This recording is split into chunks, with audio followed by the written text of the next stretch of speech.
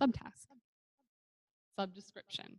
Subdescription means that there is a description in here of this task. So, and you get there by clicking the little, what is that? Like a conversation bubble.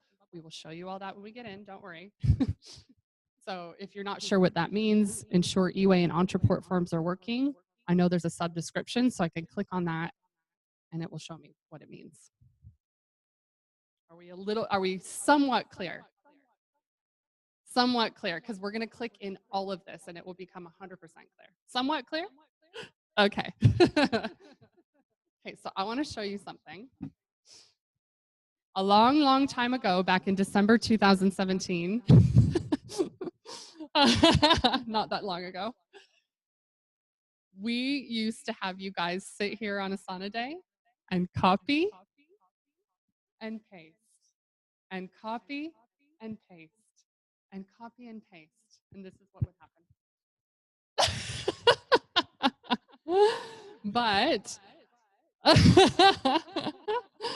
But you don't have to do this anymore. I just wanted to show you the old way of doing things. This Asana Action Day used to take forever, and we would leave like almost in tears. We'd be going, oh. But the lovely Renee Hasseldine found out this way that we could just transfer it over to you by adding our team member to your team. So that's what we've done. So you do not have to copy and paste and copy and paste and copy and paste all day. Thank you. Hallelujah. Can I get a yay? I am going to scream louder than anybody because, me and Zoe are. Because, yeah, now the templates are already in your Asana. No, it's there for you. So thank you, Renee, if you're listening. Thank you for discovering the way for us to transfer templates. So I just had to show you because that's what we used to do, and it was very tedious. So the new way. This is you. Yay. So you get to relax while we just uploaded it all for you. Thank you, Zoe. Okay, now we're going to get down to business. So we're going to create your team. You can call it whatever you want. Your teams right now, we're going to create a team for these templates that are already in here, and you're never going to touch this team ever unless you copy the templates. So we're going to help you do that right now. Call it project templates, call it product templates, call it mafia templates, call it FM templates, whatever you want to call it. Just remember that these are going to, this will help to create a file. We'll do it one step at a time to create a filing procedure for your team. So now we're going to create your teams. Did you have a organization? Zoe, do you want to on the microphone? Okay. You can only do this if you are an organization. This can come later if you're going to convert in the near future. Can I go back to that? Yeah, we are recording. I'm just going to go back to this so I can, no. Yes. Creating a team. Oh, I swear I created a slide on this. Nope. Oh, I did. Wait a second.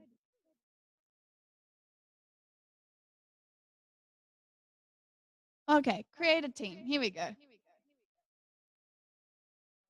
You can call it whatever. This is the one we're going to do later. Yeah. So this is for later on. We'll do an events team, but this has the step-by-step of where to go. So you scroll down to the bottom of where your projects are on the left-hand bar. And down the very bottom, it will say add team. And I don't know why it's so hard to find, but that's where it is. And it's very light. Project templates. Oh, yeah, so I thought we had a templates one.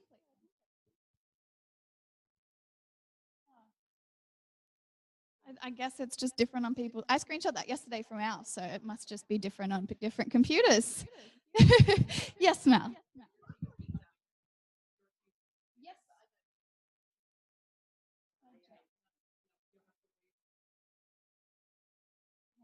Oh, yeah, templates. Yep, you're all done.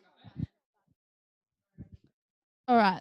How is everyone online? I'm going to come check on. Amy, we are creating a new team. and calling it product templates or project templates or master templates, whatever you want to call it. Your VA might have done this already when we were setting up your Asana, but just double checking if you don't have it to create it. So if you've already done it, awesome. Not an organization yet. We're working on this to get a domain email so we can convert, and then you will have teams. Yep,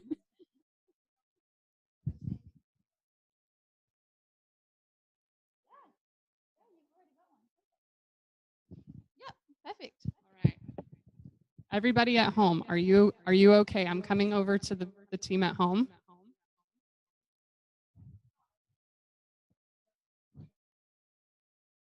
Okay, so Tracy, if you are already an organization, which you should be, if you're not, you won't be able to do this part, which is creating a team.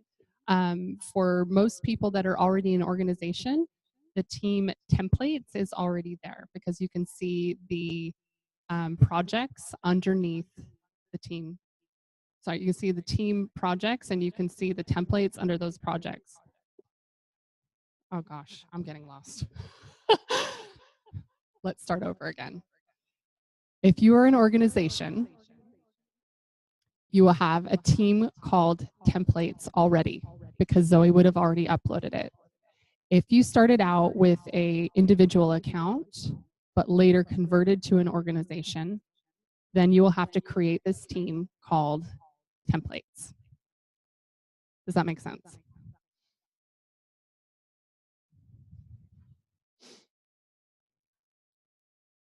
Tracy, you have Mafia Half Day Asana template? No. If you want to send a screenshot and put it in the chat, Zoe can walk you through it.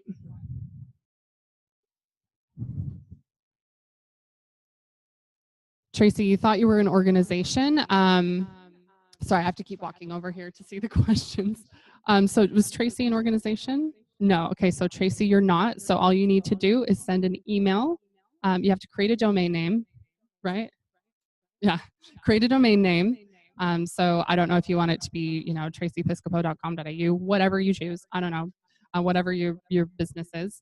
And once you have that domain name, then you can send. Yeah, as soon as you have an email at your domain and you add that work email to your Asana, it will automatically convert you to an organization. So that is, everyone should have the templates already, and that's fine for now, but scaling in the long run, we want to convert to an organization at some stage. So if you're not up to buying a domain yet, that's fine for now. But once you do buy a domain and you get your email at your domain, convert to an organization, you add it to your Asana, and it'll just do it for you. Okay, clear as mud. All right. So everybody that's here, are you ready for the next step? Okay, Zoe, can I get you back up here?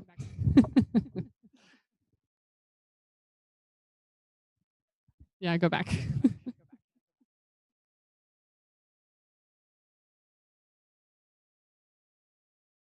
Okay, so yes, Mel. The reason why we don't do it, this is why we do it the American way, and this was before I was part of the team, but when I learned the logic behind it, it made sense. So this way, when you're doing a numerical sorting, if it was the 18th of July and you went 18th of July, too hard. If you sort it, it's going to be the 18th of June, the 18th of whatever. So it's better because that way you can see all of your July events one after the other. So that's why we do it that way. I had nothing to do with that. I really didn't. It was like this when I came in. Good question. Okay, so did everybody create a team, or is it already there called templates or product templates or project templates or whatever you want to call it, master templates, whatever you want to call it? Okay, what's not break time? Not break time. Okay, so the next thing we're going to do is we are going to, this is going to be something that you don't touch. Okay? You don't touch it. We want you to keep this because right now we're going to create your very own master templates that you can customize. These are going to be the FM templates so that if you ever want to go back and start from scratch again, if you does that make sense? So these will just be ones that you always keep. You don't touch unless you want to start over. But we want you to yes, keep yes. So these are the FM copies that you keep separate. Thank you. And then you will create your own master template. So right now, you want to create a new team called My Master Templates or Master Templates. What? Sorry, go ahead, Zoe. Oh, we did it different last time, but that's okay. Oh, okay. Okay, so scratch what I just said. Sorry, guys. Sorry, it's my first time. That's why I need to be patient with me. That's why we're doing it together because Zoe deals with Asana all day, every day. I deal with it some parts of the day, some days. She does. That's why it's important to get good team. Okay, so scratch what I said. I'm sorry, everybody at home. Remember, you said you'd be patient with me. So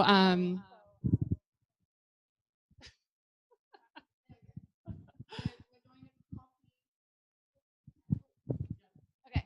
So what we're going to do now is we are going to copy the template that we gave you and turn it into your master template. And then we're going to go through and personalize it. Yes. yes. So what you're going to do is go into the templates. So we're gonna do meetup first. If we have time, we'll do the half day together. But for now, we're gonna do the meetup. So just click on project templates. It's already there.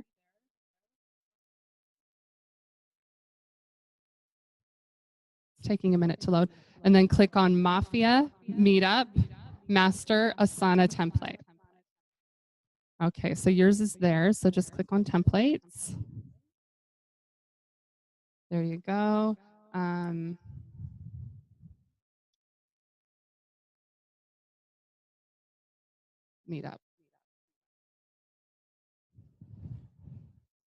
There you go. You're there. You're there. You're there. Are you there? How's our team at home doing?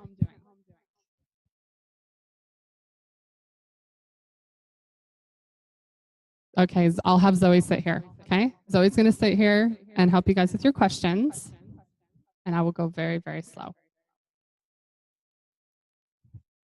Okay, now the next step is to copy the template that we gave you. Okay, so you click on the three little dots on the left-hand side.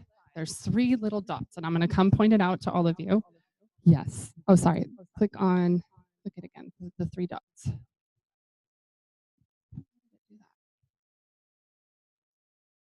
There you go. Click on the three dots and click copy project. Okay, so click on the three dots and then click on copy project.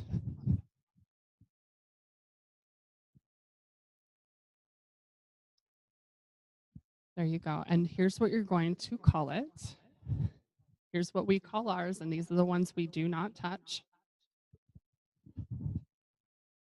We call it do not use underscore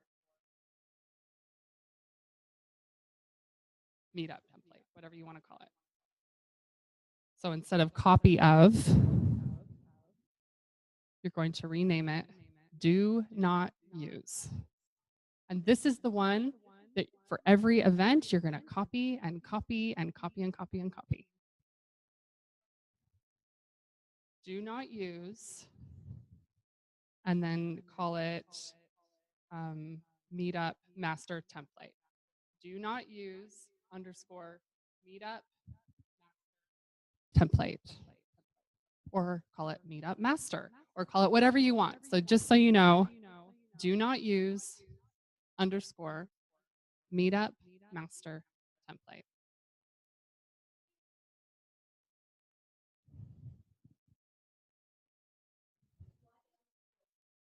What's that? It has to do with the way that it will show up on the side. Yeah.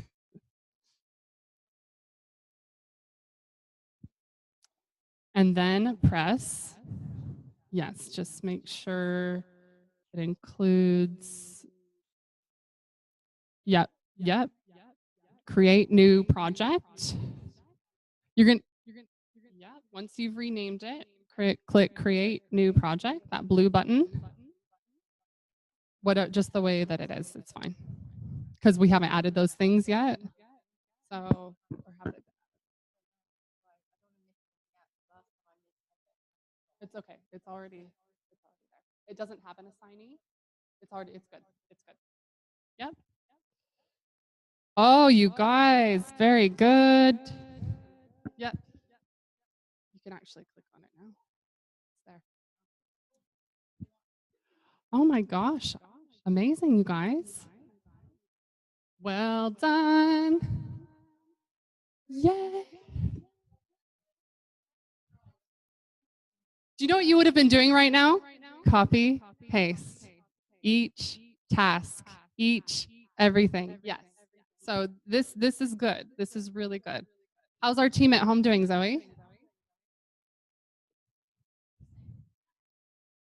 Oh yeah. No, green tick, green tick. I think she means with this, Zoe. Just whatever it defaults to, that's the way to do it. Because it says no assignee, we haven't assigned these tasks to anybody, so there's nothing to convert on that. Okay, so you guys have now just copied your first project. Woohoo! Now, what this is for is you are going to use this every single time you do a meetup event. So, what we're going to do is, these are out of order, Zoe. So what we're going to do is we're going to go through each of these tasks, and I'm probably just going to sit at this computer and show you how on here, how to assign the tasks, how to add the tags if it's not already there, or how to change the tags. Because you may not want to do something 6 weeks before. You may want to do it 8 weeks before. You can change that. These are our guidelines that we use. Make it yours. If you're like, I don't want to send an email out 2 months before. I want to send an email out 6 weeks before. You can change it. So this is yours. So what we're going to do with this master template is we're going to go through and personalize it for you. And I'm going to walk you through step by step by snail step so that you leave here not confused. That's the goal of today. Okay, so can you please click on, okay, first of all, I'm gonna give you a little bit more Asana 101 before we get into this. Are you okay with that?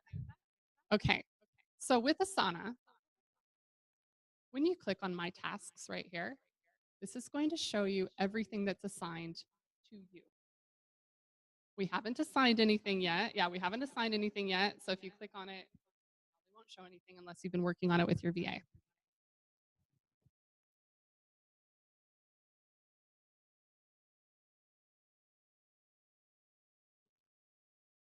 That's worse.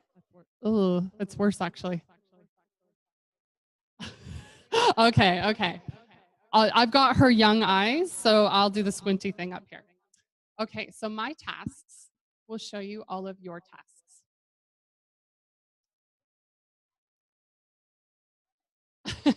Tick. Okay, so that's the my task. This will show you everything that you have to do, and you can switch the order. So if this is just showing, this is in date order, isn't it?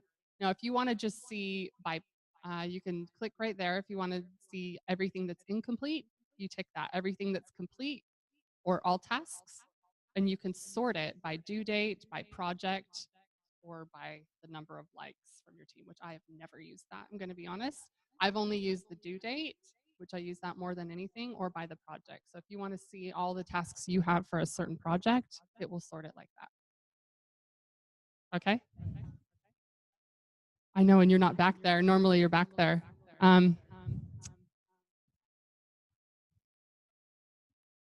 Probably because nothing's been assigned yet. Oh, that's right there. My tasks? You have it. Okay, and this is the fun of technology and trying to teach technology is things show up different and things are constantly changing. Okay, so the inbox. This is, I'll just come over here and click. Okay, with what? Okay, where are we at? Let's go back.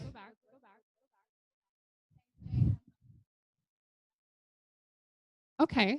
Can one of our VAs please help Katie Jane? Can you hop onto our Francesca's Facebook Messenger and help Katie Jane? Tina, would you be able to do that? Can you message Tina in our? Okay. Thank you, Tina. Okay, so Katie Jane, Tina is your girl. She's fantastic with that stuff. So Amy's asking, every meetup, you copy the master template and do the tasks. That's right. And we're going to do that later today. Okay. So right now we're working only on the master template right now. So don't copy it again. We're doing the do not use meetup master template. Everything we're doing right now has to do with that. Okay. So Sky said, why are we adding a third person? Okay. Okay. So they're trying to, okay, I can see what's going on. So you guys are trying to add a third member and it's not working. Yeah. Yeah, what are the options when you click upgrade? Can we get Bebs from our VA team to look into that? Can you message Bebs just on Slack and have her look into why it's not letting them add that? We're going to get our team to look into that. And Zoe, will you holler at me when we get the answer to that? Okay. Are there any other questions? Because we want to make sure that you understand everything and that it's all letting you do what we need it to do. So Amy, we've got our team looking into that. And I think that's it. Okay.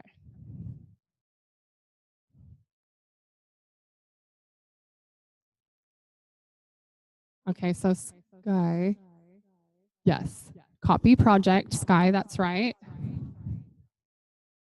Okay, Zoe's put it on the PowerPoint and just call it do not use underscore meetup master template. We're working on the meetup one right now. Okay. Okay. Back to our Asana 101. Okay, so I'm just going to click on here. So when you go to inbox, this is going to show you when a task is assigned to you.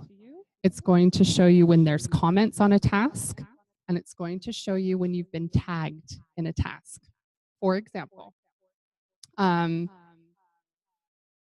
all you have to do is click on it and it will come up. So Zoe has had this come up in her inbox. She needs to proofread our Mafia newsletter. That's what this is about. So once she's done that, she can mark it complete, or let's say she says, Tina, I haven't, let's say she hasn't received the newsletter yet.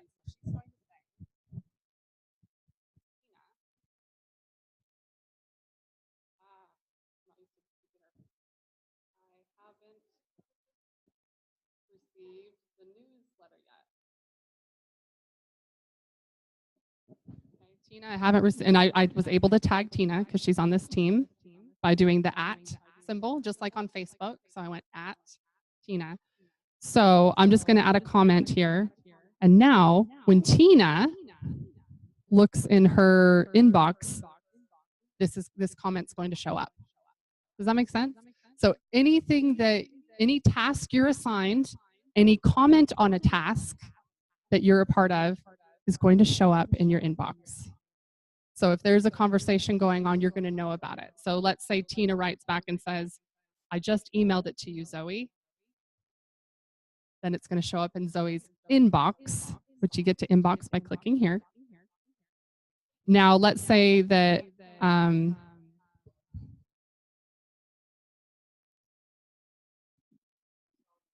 that's a great question. Yeah.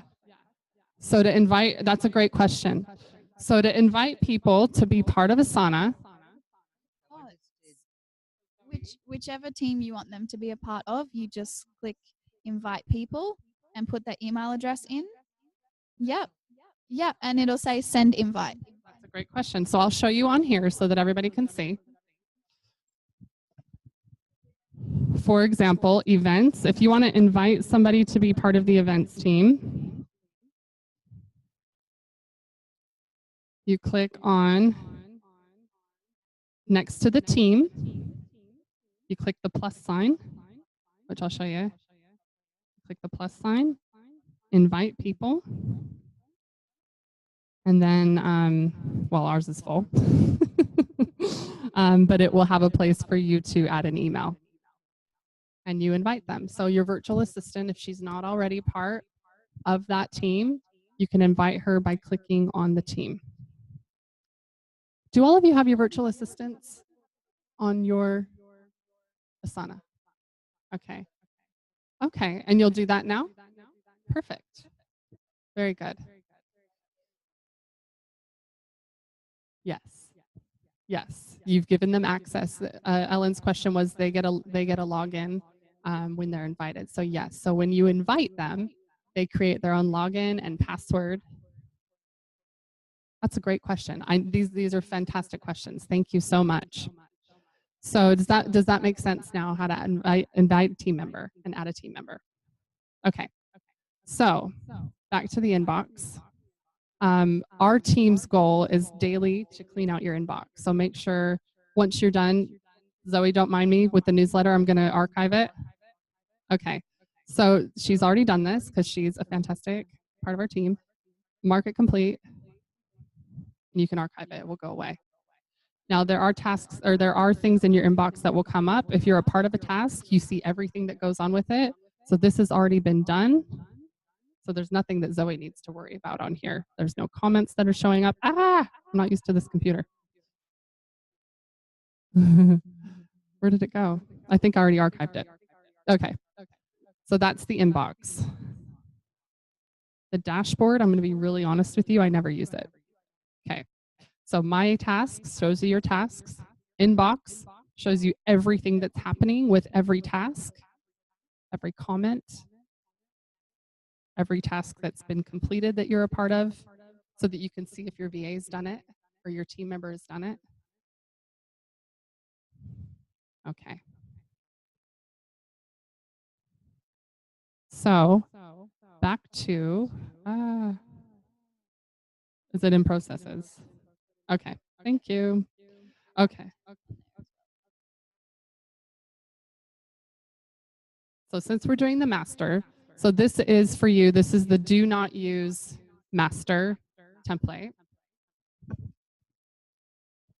And I'll start showing you what each one is for. So for the first one, is everybody in there in their master, do not use _ master, meetup master. Okay, so this is for your meetup event. So event logistics, this is everything to do with the event, what we're going, the topic, what are you going to talk about, the pricing of the tickets, create sales copy. And do you remember what SD and ST means? Yes, Mel, subtask and subdescription, so that I know within this subtask, there are more subtasks. And you get there by clicking the little speech bubble. So I can see everything that has to do with that. So for the create sales copy, you can copy and paste the description of the event here. So you write it so that your VA can copy and paste it. And then once you have the details back from the speaker, you start preparing marketing copies and ensure you don't share the upsell or offer of the night to the public, but you do put it on the description here. The reason why we've said that is when Francesca first started. With her, it wasn't Tina, it was another VA. She said, "Can you ask the guest speaker what their offer is, like what special deal they're going to give our group?" And so the VA did, and then used it as the copy. Said, "Look at this special deal," and all of this stuff. And it was. I just that's what I remember of the story. I just remember it was something that was not supposed to be shared. So once again, these are our way of wording things. This is our way of doing things. If you don't feel like you need that, you can get rid of it. And I'll show you how to do that in just a minute. So as we go through, I'm going to give you, should we do this one by one, Zoe? Like have them do it now? Okay, so we're going to do this one task and then we're going to have a break.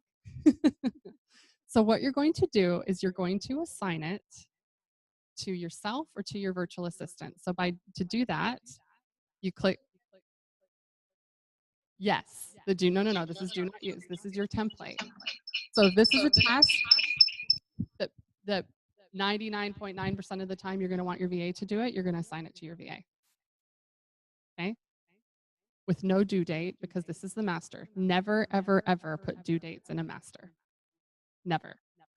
Because if you do that, the next time you copy it, if it's for a July event, it's going to have July due dates. And then you copy it for your August event, it's going to have July due dates. So never, ever, ever put a due date in a master. So assign the event, or sorry, assign the task, and then the tag. It's going to happen 6 weeks before the event, and then you need to assign each subtask. So the topic. Who's going to decide the topic you talk about? That's probably going to be you. So put yourself as that, and to assign it to yourself, you click on it and you can assign it to a team member, or you can click assign to me, and it will assign it to yourself. Let me help you guys. This is the first time you guys are doing it.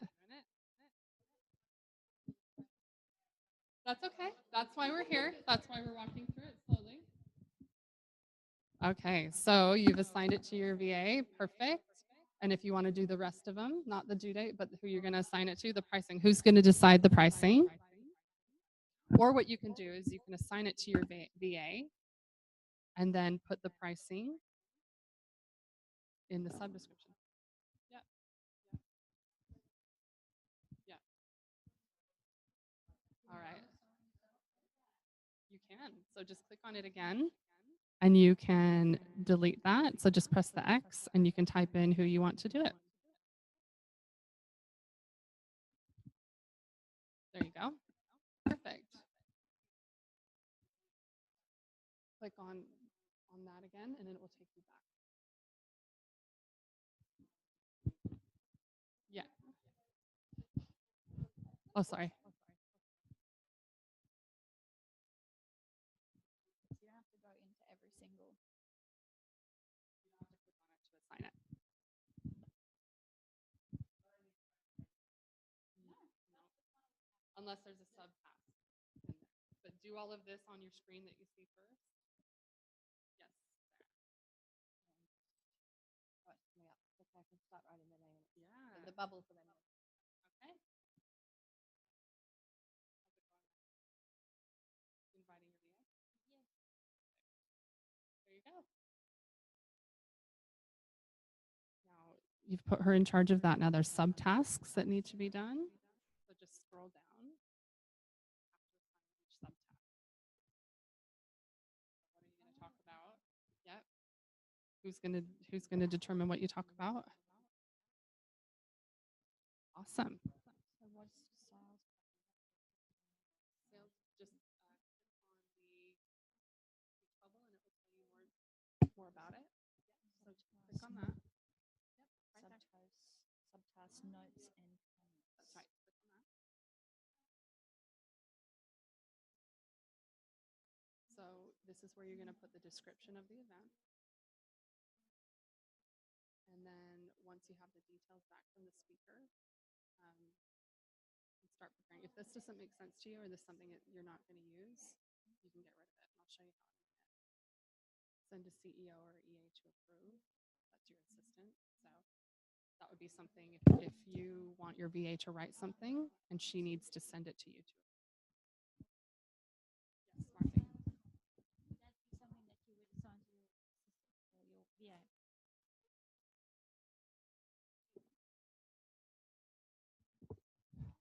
Okay, how is everybody at home?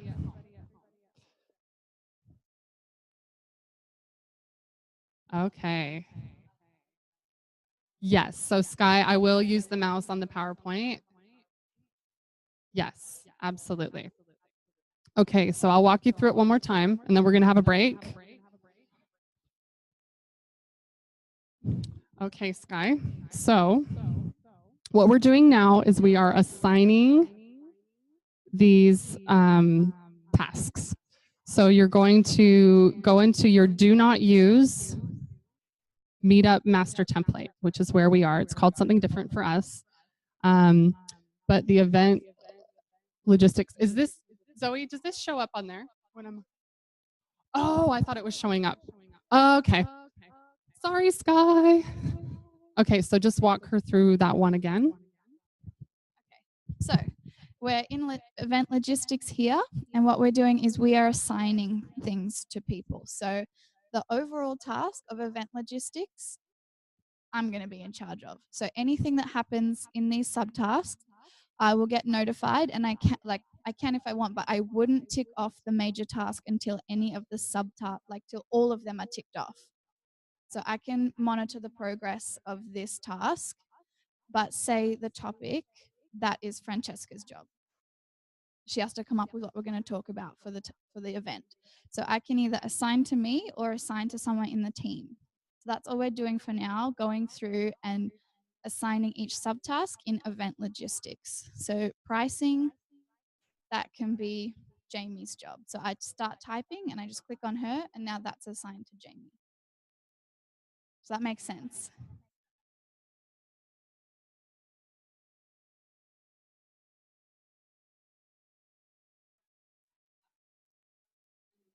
Okay, awesome. And Tracy, while I'm here,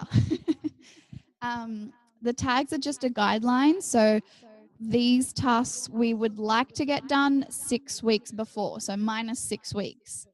And we can change these tasks. I can get rid of it, and then I have to come back up here and add a tag, and that's where you will add it. And you just type it in and it will come up, or it'll create a new one if it's not already there. We're going to have a break. Okay. So if you're a little bit lost, that's okay. We are literally going to go through every single subtask, everything today. Okay. So all you should have done now is assign the tasks within event logistics and the subtasks within that as well. So what Zoe's pointing at right now. So you should have assigned all of those. That's all. That's all you need to have done is assign that to whoever, you or your VA. Okay, so we're going to have a break. Don't worry, we're going to go through every single task of this template. Every single task. That's what today is for. And I'll explain what it is. And I'll explain what it's for. And as we go through it, you're going to assign it and you're going to make it your own. Okay? So 15 minutes. It's 11:07 here. Everybody be back at 12:22 or 11:22. Oh my gosh. You guys, my brain, that's what's happening. 11:22. All right. See you in 15 minutes, everybody. How was everybody's break? We good? Can you hear me? Okay. My hair's a bit of a mess. I'm glad you guys can't see it up close. I'll go back. All right. So I'm going to go back.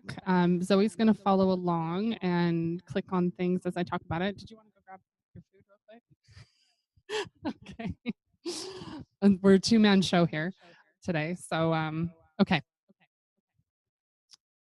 Back to where we were. So we're literally going to go through this step by step. I'm going to explain what every task, every subtask means. And as I do that, you can assign it. Is that cool? You can handle it? I think you can handle it. I can handle it too. Okay, so event logistics. We've already gone through all this, yeah? Now, before we go any farther, I'll just show you, Zoe, I'm just going to show them how to create a new task and how to delete it really fast. Like, so if I want to create a new task under setup, I'm just going to click the task, press enter or return. Press return and it creates a new task. Now, if I go, I didn't want to do that, whoops, I just press backspace or delete, whatever kind of computer you have. Does that make sense? Okay, I'll walk you through it again.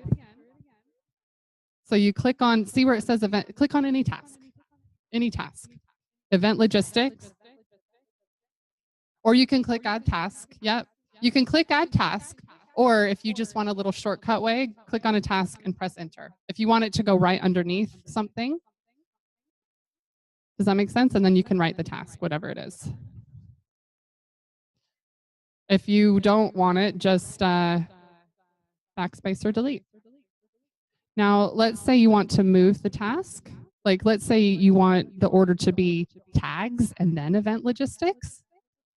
You just take it and you drag it to where you want it. Oops.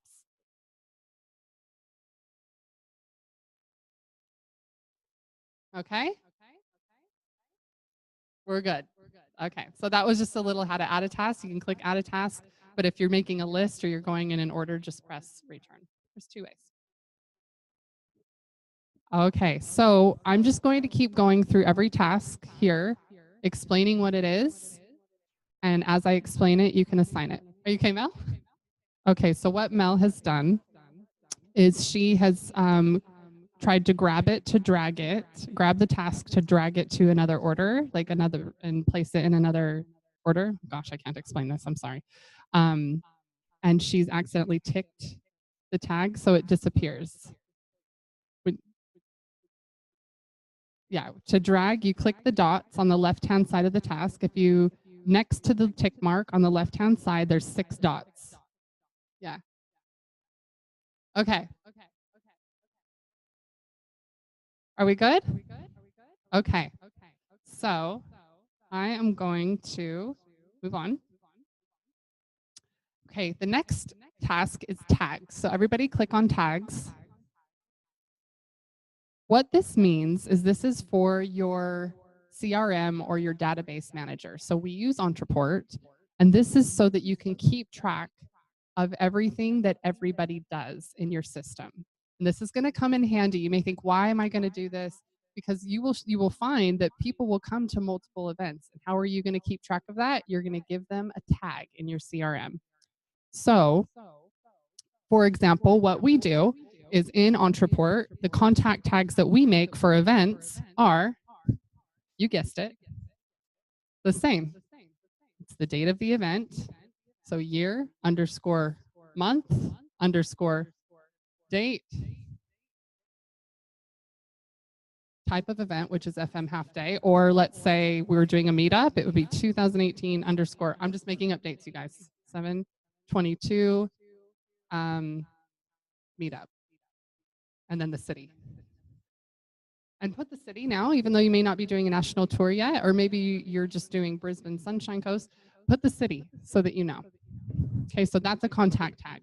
Another example of a contact tag is if they purchase a product of yours or if they're given a product of yours. So another contact tag is, for us, it's a follow me book.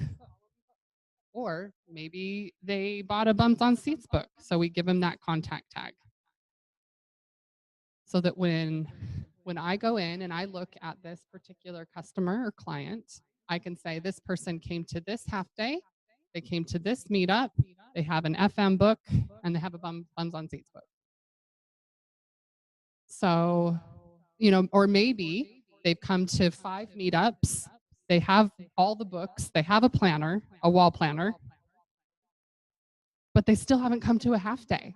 So is that going to be good for me to call them and say, hey, because obviously they love Francesca. They've come to 5, let's say they've come to 5 meetups. They've got all of her books. They've got the wall planner. Why haven't they come to the half day yet? Let's get them there. So that's why the contact tags are so important. Now, if you don't have Entreport, if you have another database or CRM, just, I don't know if it's called a contact tag, whatever it's called for you, change it in Asana. Or if you don't like it called contact tags, you can call it event attended or whatever you want. Like, I'm just saying, make this your own. But for us, we call it a tag.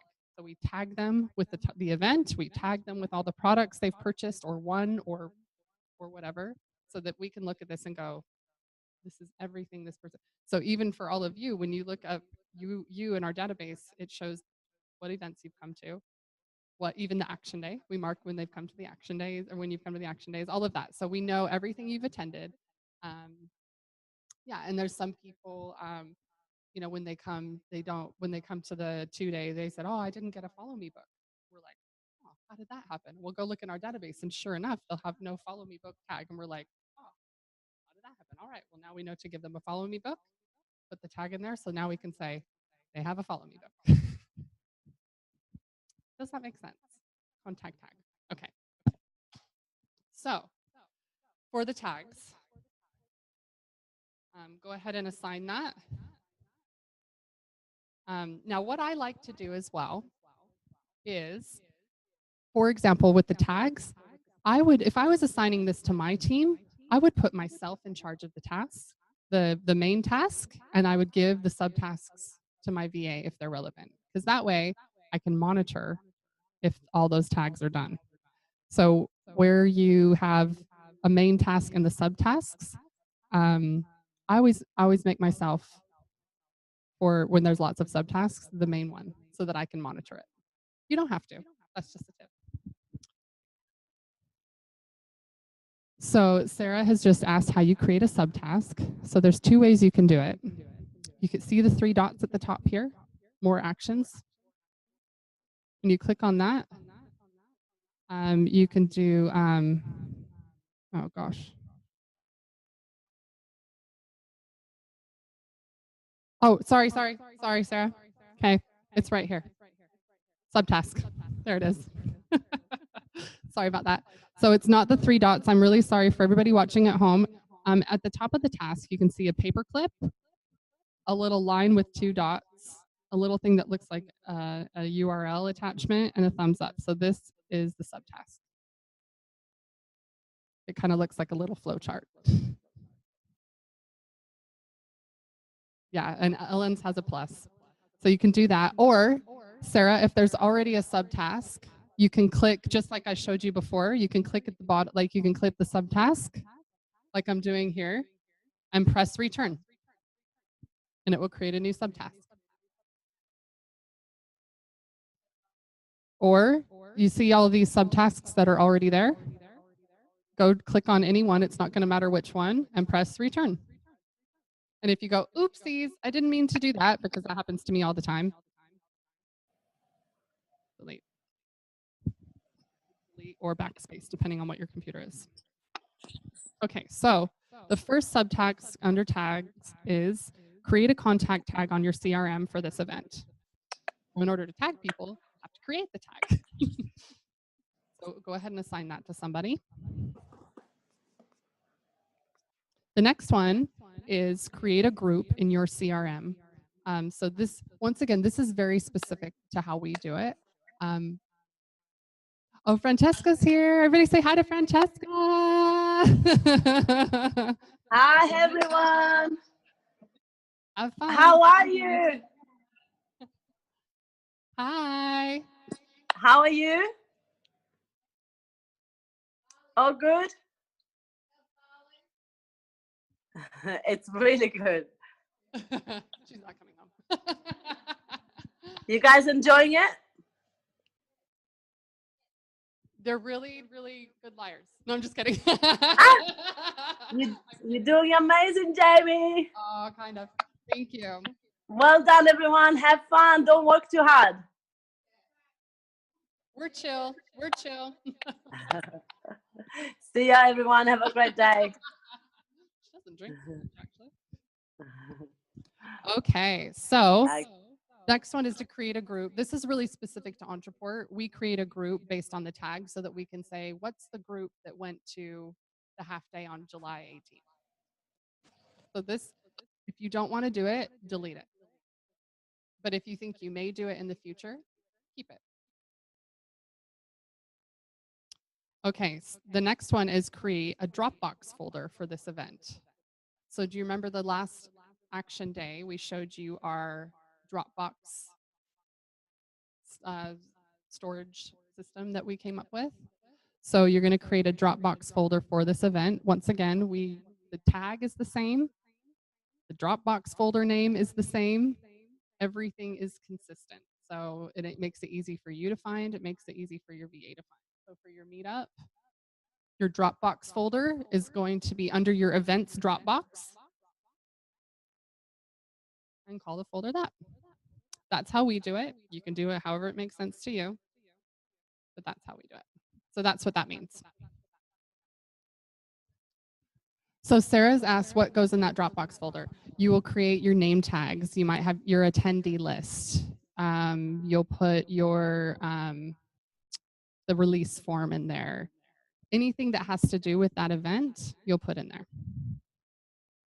So this is just letting your VA know to create the Dropbox folder for that event so that you actually have a place to file it. Or maybe your guest speaker will send you a speaker bio. You'll just stick it in that event folder. Okay, so the next one is copy the master templates attendee list and rename it. So that you'll find on your USB. Did we give them the attendee list? We did. Yeah. It's in the templates booklet. Yep. So that you can go back to your 2-day templates booklet, copy the master templates attendees list and rename it. And that's something that you'll put in that Dropbox folder. Okay, so go ahead and assign those. So the next one is the venue booking for your meetup event. So you're going to assign that. And do you see here where it says venue details? So this is going to be the description where you're going to add the venue. So you can type in Mafia Hub and the Mafia Hub address. So when you create a task for your VA, the description, which is right here, is where you're going to put any of the details that you want her to include. Because if you put her in charge of the venue booking and then used to say venue details, she's going to go, what? So you can write, call the venue, call this venue, here's the number, whatever. And what's really cool, and they've just added these features for the description. You can use bold, you can use italics, underlined, emojis. They've only just added this. It used to just be a place that you could type and it was plain text. And now they've made it so that you can dress it up a bit with emojis if you want. Yes, Sarah. Creating it in Asana first. Because at the moment I'm creating it and then I'm getting my VA to then copy everything from Meetup and Create it in Asana first. Yes. So this is your master template. And then you're going to copy this master template once you've assigned everything, because this way you won't have to keep reassigning, keep all of that. So yeah. so you Create it in Asana first. play in Asana first. Okay, that's a transition for me. Thank you. It will make your life so much easier. Mel. What's get CEO to sign contracts? Is that just Coming up down low. Okay, I'll go through every step. Yeah, Ellen? No, that's okay. That's what this is for. So when we've assigned all these tasks, I was just saying, so obviously with the meetup, we're doing the emails and all that, the 10 thing. And I know that's what I was talking to Zoe about, we've got the template. Is there any way that we update it on Asana so the VA can just grab it, or is that in a different system? Do you know what I mean? Like what you're telling them to assign, can you upload the documents you want them to?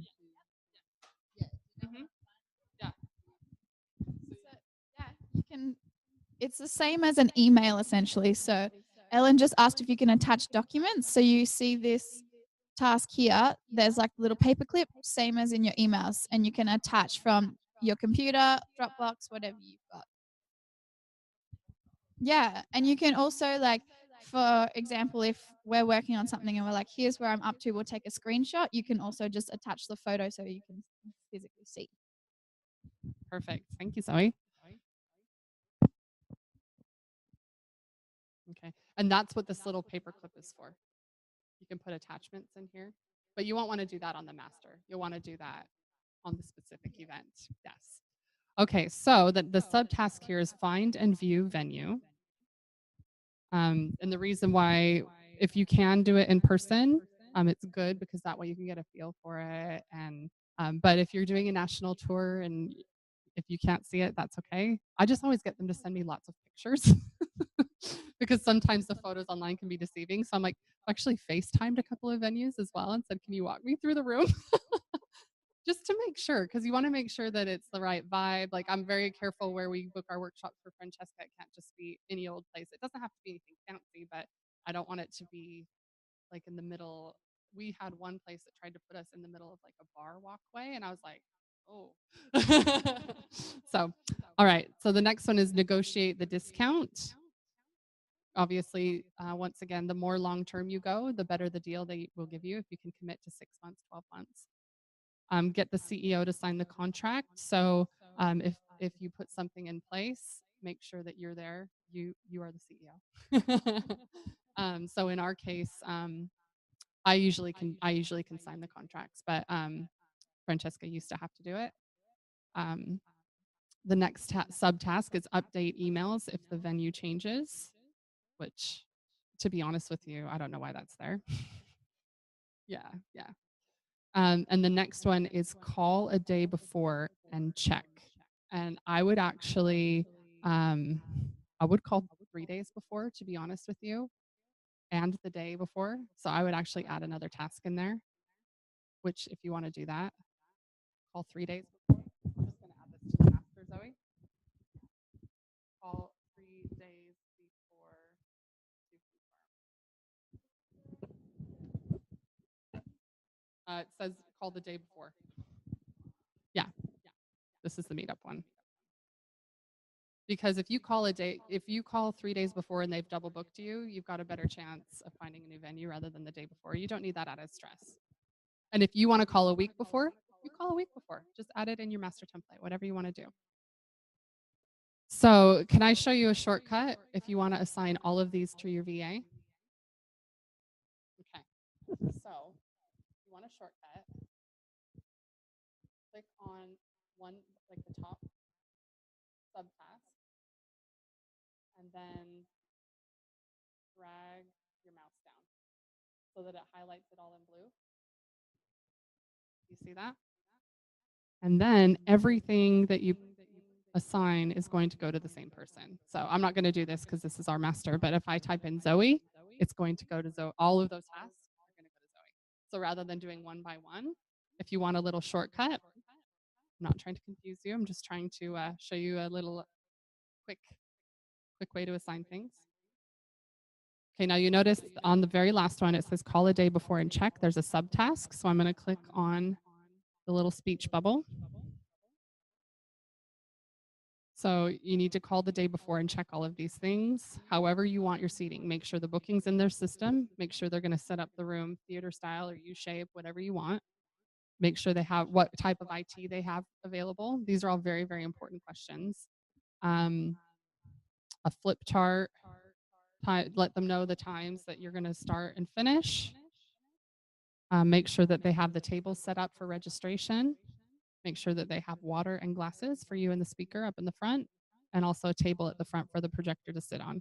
And if there's something that you always have at your events, you can make sure that there's room for, I don't know, a recliner, whatever, whatever you want to stick at the front of the room. Just whatever is specific to your business, you're gonna want to make sure, or maybe a place to put your banner, or you can add whatever you want to this list.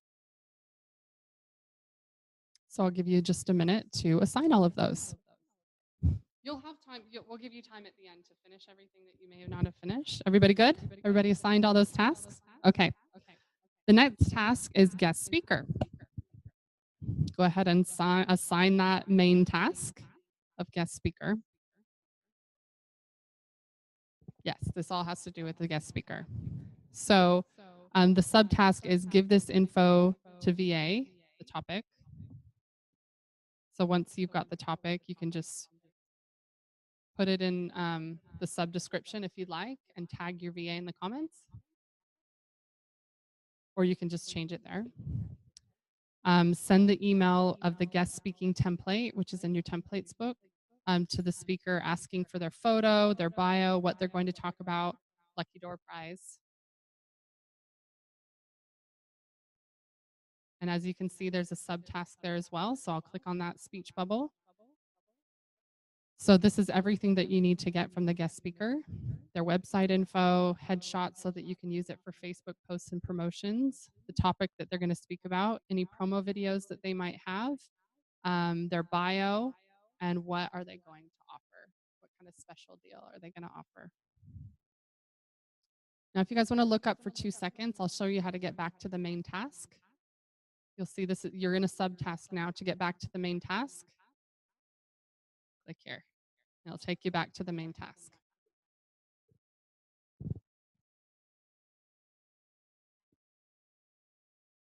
Click on the subtasks and press enter. Press return or enter.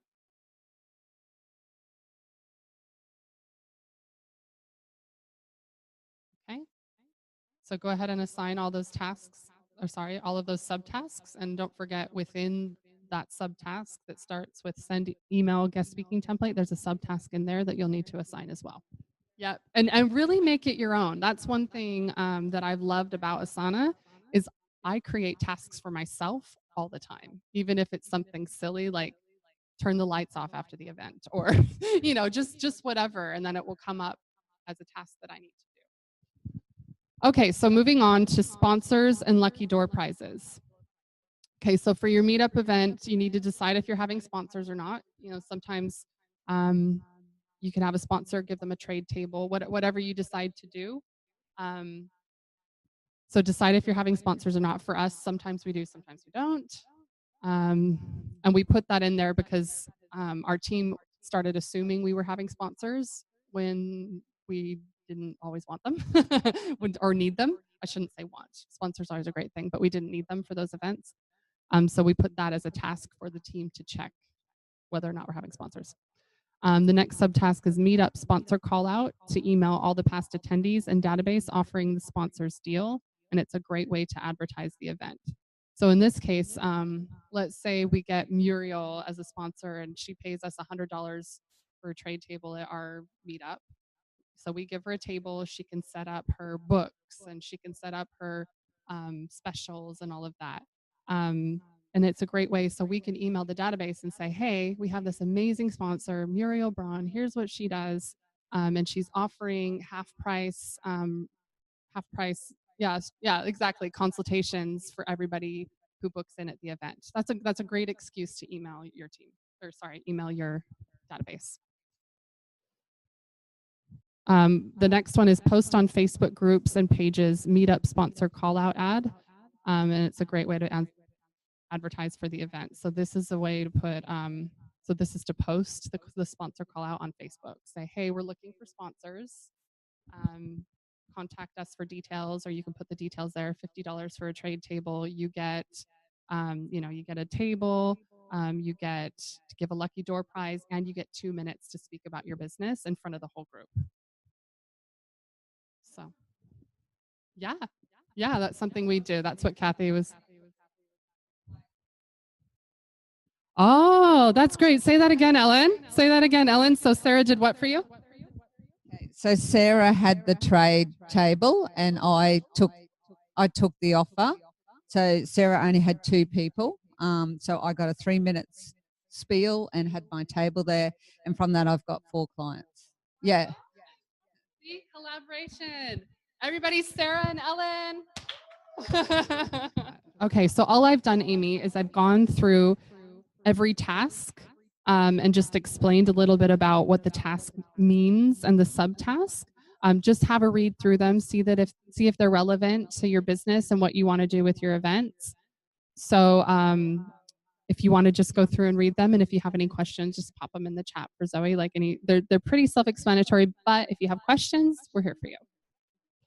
Okay, so rename the presentation, organizer's presentation. Oh, no, we're not there yet. We're on guest speaker. You're way ahead, girl. I will get there. I will get there. All right, I'm on sponsors and lucky door prizes right now. So bear with me. I will answer your question. Okay, going back into it. So see if anyone wants to provide a lucky door prize. That's something your VA can do. She can put a call out on Facebook. You can see there's a sub description that tells you more about it.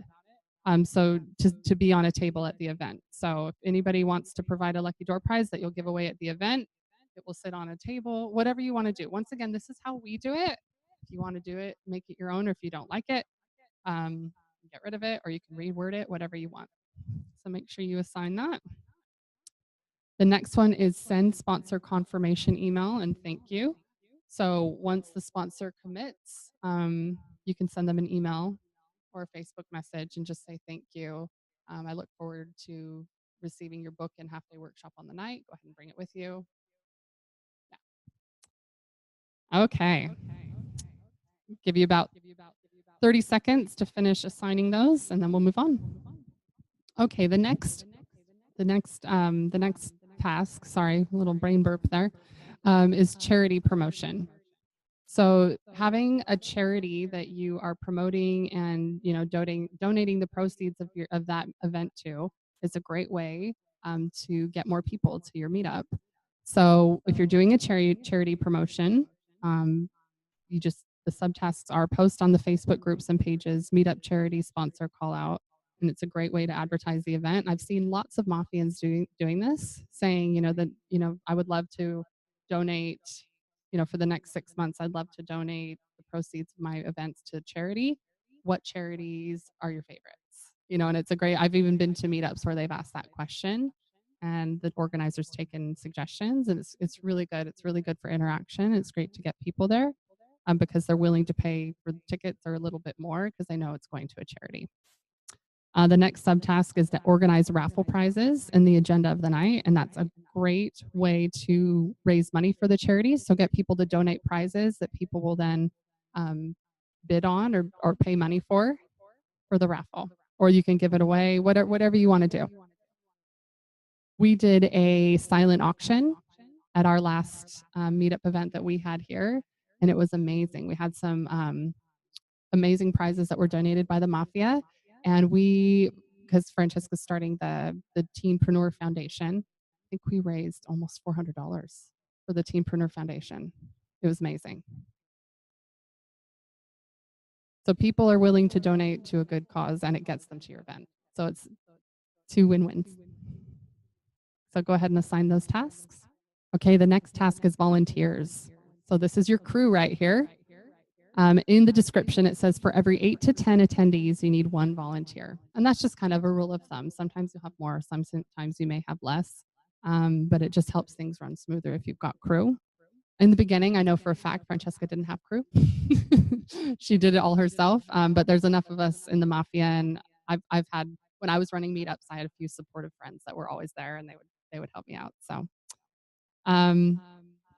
okay, so the first subtask is to email or remind them on Facebook, all the volunteers, and ask for their availability to crew. So do a crew shout out, say who's available to crew, and then you'll need to remind them, because if you just leave people to their own devices, they will forget, not because they're mean or because they're trying to forget, but people get busy. So it's good to remind them. So I'll click on the speech bubble. Ideally, this would be done once every 6 months and get the volunteers to confirm dates. I think that's old because we definitely don't confirm our volunteers 6 months in advance or anything. 2 weeks is usually when we do it. Yes, volunteers or crew. So if you want to change this and call it crew, go for it. This is yours. Okay, so the next ones are pretty self-explanatory. Contact the volunteers, making sure the times of arrival, you want them to come early and stay late. Yes, I know. I'm going into that one. create a Facebook group chat for the team and crew and include the agenda file in the chat. That's something that we do, especially for our half days. But we also do it for our networking party. So we set up a group chat a few days beforehand just so we can say thanks so much for crewing for us. Here's the agenda for the night so you know what to expect. Please be there at 4:30. Crew is to wear all black, whatever instructions you want.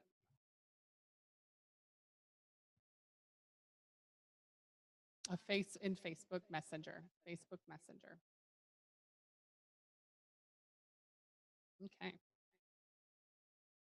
And the subtask, I didn't do the middle one, the for each 8 attendees. I'll click on that. Send the volunteer request template and the times they need to be there. And when they accept, send the email volunteer confirm requirements. I will be honest with you, we don't send emails. We just do Facebook Messenger. So you can change that to Facebook Messenger, whatever you want to do to make sure that your volunteers come. Maybe you want to call them on the phone, whatever you want to do. All right, I'll give you a minute to assign all those.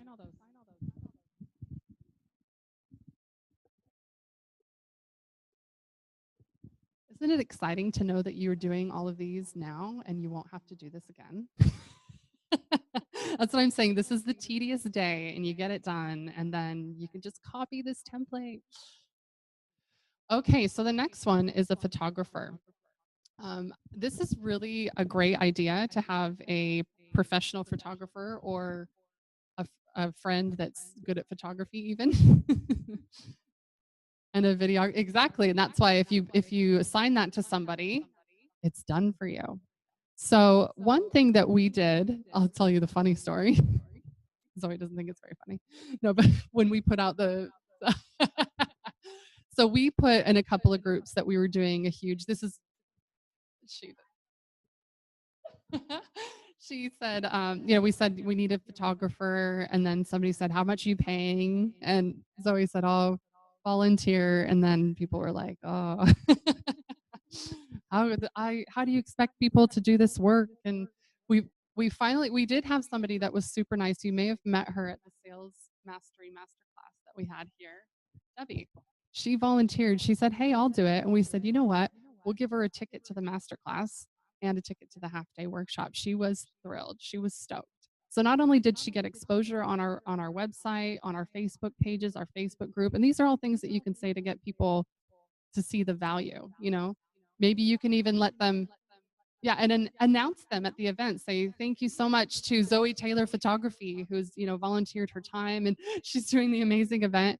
So offer them something. It doesn't have to be money, but they get exposure, which is huge. And just say I've got this group of women, and Sarah, you can say I get 30, 60 people. Whatever you get, they're going to get exposure, which is super amazing. Yeah, Sarah.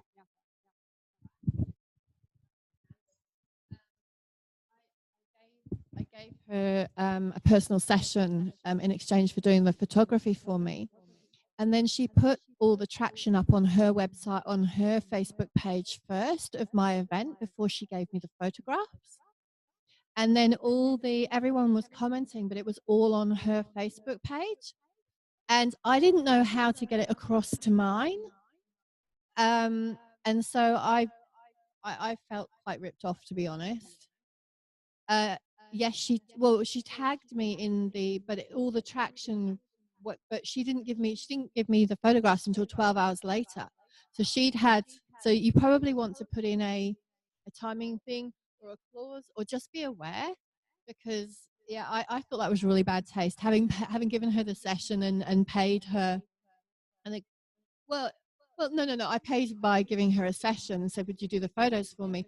Not in my wildest dreams did I think she would use it to her own advantage first and then give me the photographs later. So just be aware, of that. Okay, so yeah.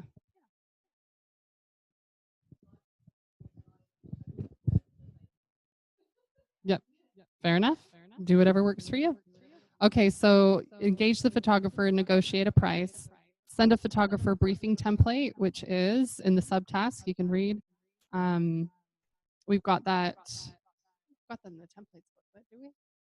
That's what photographer? I'm not remembering. There's so many templates. Okay.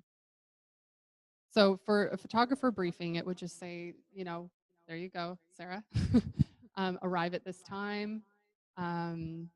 Take photos of people arriving, take photos of people as they grab drinks, take photos of the speakers, take photos of whatever you want them to do, just send them a briefing.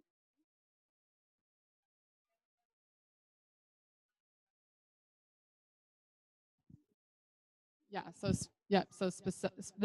specify exactly what you want. And that's where you could say, I need the photos 12 hours later, whatever it is, because that's what we ask our photographers to have them ready by the next morning so that we can use it for Facebook promotion. The professional ones, they usually can't get to you because they Photoshop them and stuff. But if they can, yeah. And if that's what you work out with them. And then we had a couple of problems with photographs sending that were too big. So we actually asked them to send the files reduced in size. Okay, so I'll give you just a minute to assign those and we'll move on to the organizer's presentation, which Amy, I'll get to your question. So just so you know that there's something in it, just put a little SD next to it, because then you'll know that there's a subdescription. Some of them, we've been pretty good about labeling them, but yeah, you might find some beautiful surprises. So if you click in the photographer briefing template, there was a list of everything that the photographer needed.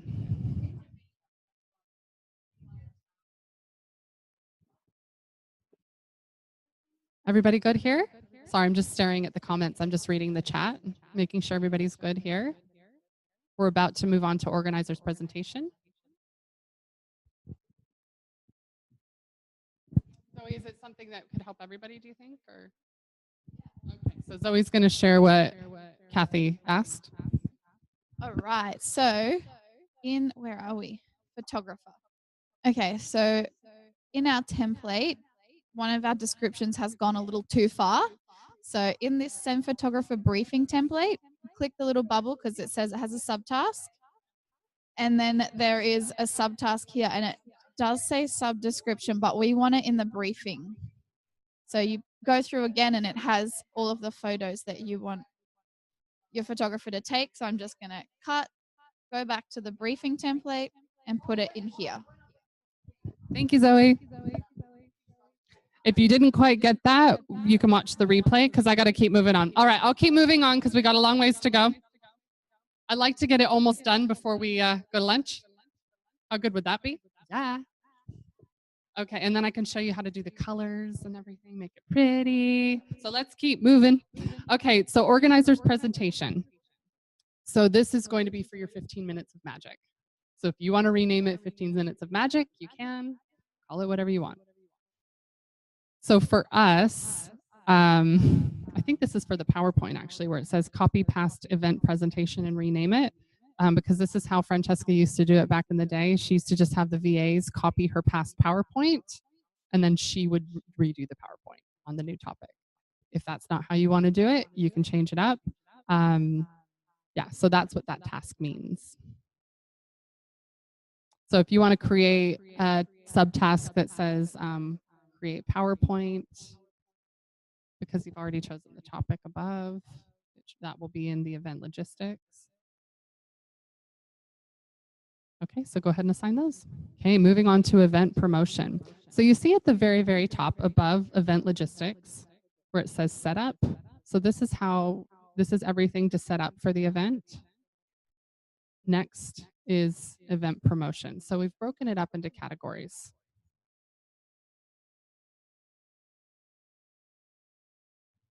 And to do that, do you want me to show you how to do that? It's super easy. So let's say you wanted to make Meetup its own category. You click Meetup, put a colon, and now it's its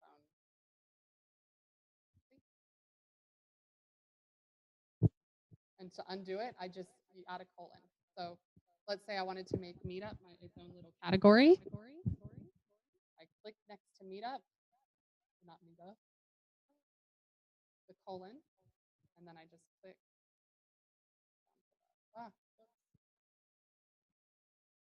now it's got a line underneath it. And if I went, oops, I didn't mean to do that, just delete the colon and it goes back. Yep, I'll give you a chance to play with that for a minute. I just wanted to show you something. I hope I'm not confusing you.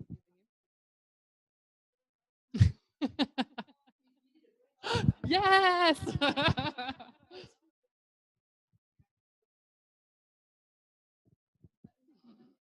It's a heading, yeah, or a category. So you know everything that's under event promotion has to do with event promotion. And if you look underneath even more, it'll say before.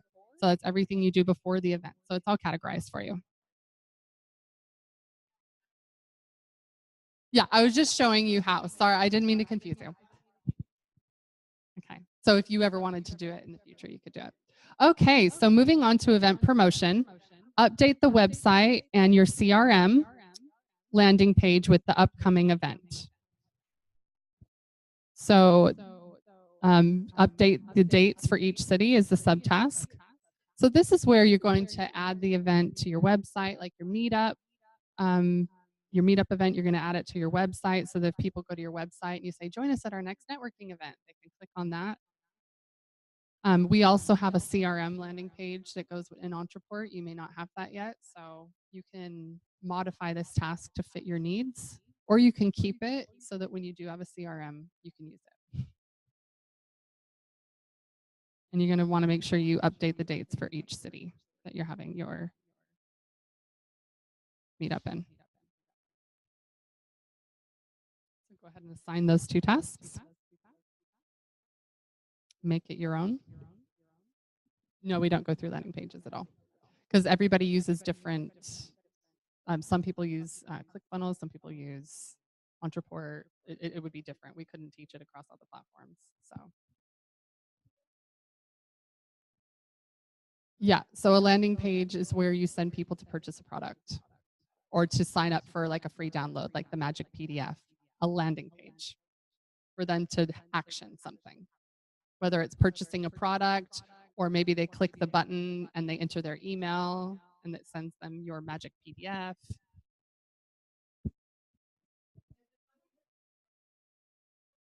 So if you want to create a landing page, do you have a CRM? Okay. Talk to the woman sitting next to you. This is her thing.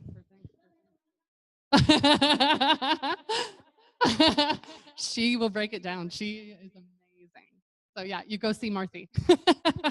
You need landing pages? Marthy's your girl. And they're really good. I can vouch for it. I've seen her work. It's great. Okay. All right. So the Facebook promotion. In the description, we put do not create event on your Facebook personal profile. That's something that we don't do. If you want to put the event on your personal profile, you can. So you can either keep that description or delete it.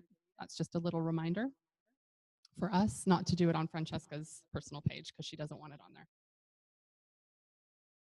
Okay, so after the prior event, so that's what I was talking about at the beginning. You want to wait until after your meetup is over. So if this is your template for July's meetup, after your June event, you're going to do these things. Does that make sense? That's what after prior event means. So you're going to create an event on your Facebook group.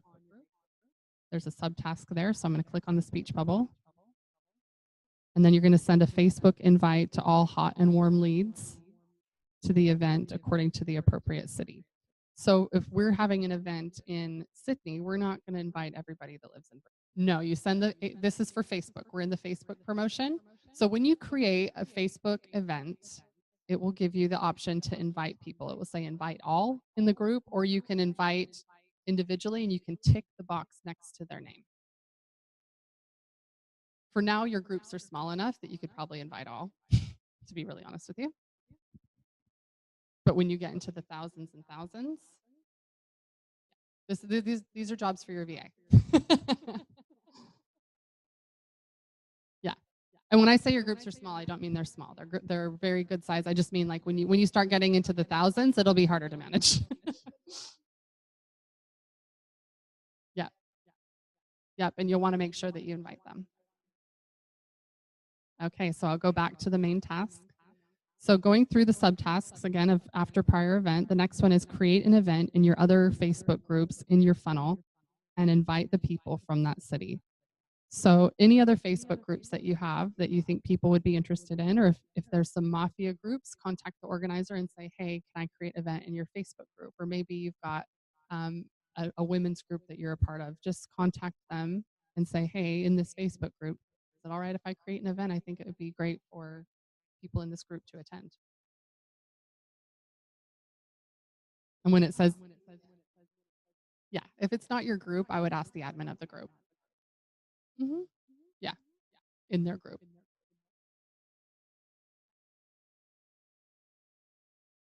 They'll see it if it's in the group. They're more likely to see it. But I would do both, Ellen. I would share the event, like share your event. Yeah, totally. Yeah. Okay, so the next one is create an event in your Facebook business page. So this is creating a Facebook event in your Facebook business page. And I'm going to click on the subtask, tag the organizer on the Facebook event, which is going to be you. Invite friends who are in the appropriate city to come along to the event. So that's a good chance for you to invite by personal message. So if you're living, nobody here's, oh yeah, Kathy from Sydney. Nobody here's from Perth. So if you're having an event in Perth, you're gonna wanna contact everybody that's in Perth that you know.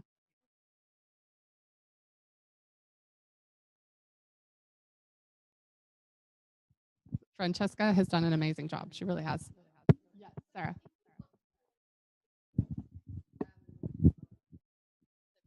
Okay, so if you've got your network, like Ladies Without Limits, for example, yeah, you would create an event in there. Does that then the event go onto Facebook and just goes everywhere, or do you then need to create the event in your business page as well? That's what you're saying. Okay, that's what I didn't know. Okay, cool. And it's because you're not doing it in your personal one anyway, because okay, yeah. Oh, and so you would create the event 3 times if you had 3 pages. And so so in the other groups then that we're part of, we can then okay, so they can't see the event unless you've shared it. Okay, somewhere I had it that if it was up on Facebook, it was up on Facebook and the world could see it. No, okay, good. Thank you.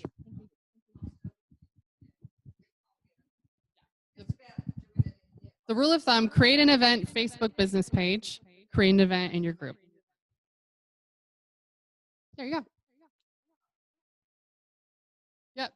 And this way your VA can do it for you. So this is why it's good is because, and you can monitor it. You can say, has this been done? Because that's why Francesca did this is because she was telling her team when she first started, you know, do this, do this, do this, do this, do this. Then she'd go, did it get done? How did it get done? And then she was having to go check and now she can see if the task is ticked, she knows it's done. Yeah. And you can go check on it. You can do whatever you want. Yeah. No, we still even use the free version. Yeah. I have no idea. I know because there's no ads on the side. There's no nothing. Like, yeah. So I don't know how they make their money. I'll just love them while they're free. If you want all the fun, really, yeah, they have a lot of features, like so many more features that you don't need them. Yeah. I'll show you the fun stuff like the colors and there's unicorns and rainbows that you can do. I'll show you that later. We'll just get through this. We got 26 minutes until lunch. So we'll get through as much of this. So go ahead and assign all those. The next one is post on event discussion board with a picture or video of the previous event. So the discussion board is a Facebook post or a Facebook post is a discussion board. Depending on the Facebook group's theme, we will promote the event only if they have a promote day. Oh, where am I at? I don't know. Sorry. Yes, there I am. Okay, so I'm still under after prior event.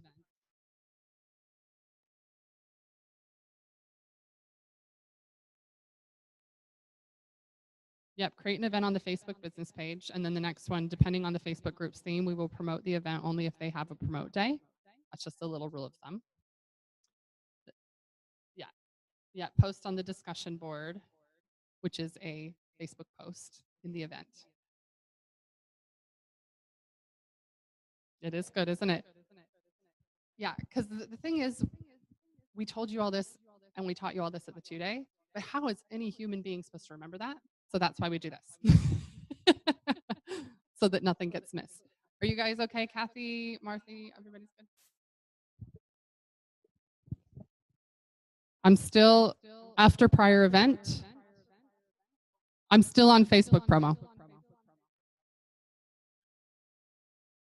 Okay.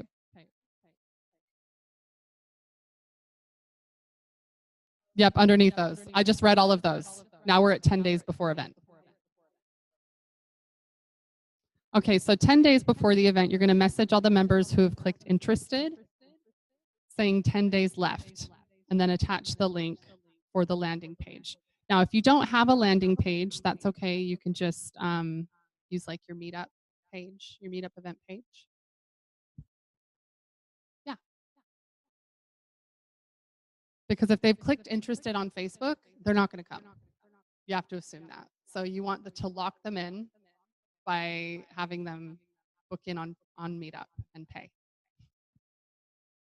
And if it's a free event, if they're interested on Facebook and they've RSVP'd on Meetup, then they're going to get reminders from both Facebook and Meetup.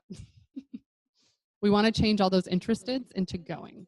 So message all of those who have clicked going on the Facebook event if they haven't already paid for their ticket as a reminder. So those who have clicked going, you'll need to check Meetup and see if they've paid for their ticket. And if they have not, you'll need to message them and say, hey, I can see that you clicked that you were going, but you haven't registered on Meetup yet, or you haven't paid. It's only $10. So just here's the link.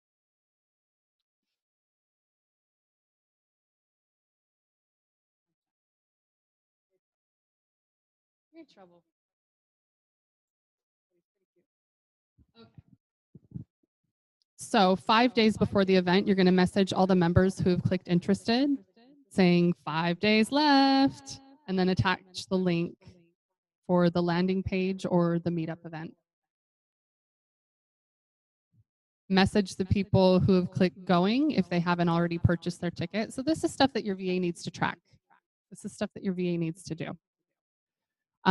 Post on the event discussion board. So make sure that you posted, that's the event. So when you go into the event and you can post something, that's the discussion board.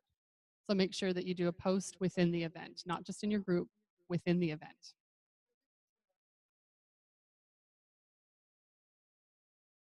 Mm-hmm.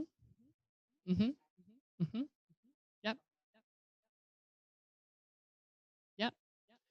The next one, post on different Facebook groups, and there's a sub description. Use the scarcity email to attract more people. Only 5 tickets left. So you remember those emails from your templates from the 2-day? Use that scarcity email. It works. Remember me? It worked on me.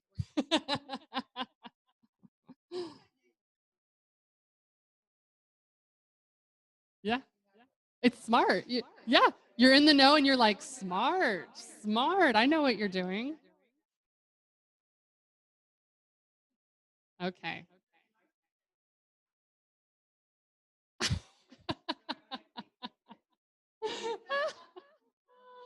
Free tickets. Okay, so moving on to the day before the event, message people that have clicked going or interested if they haven't already purchased their ticket, and leave the reminder that today is the day, and attach the link to buy. So do you see how many points of contact we have with these people? Their message 5 days before, their message 3 days before, their message. Yeah, they have to go. You said you're interested, you better go.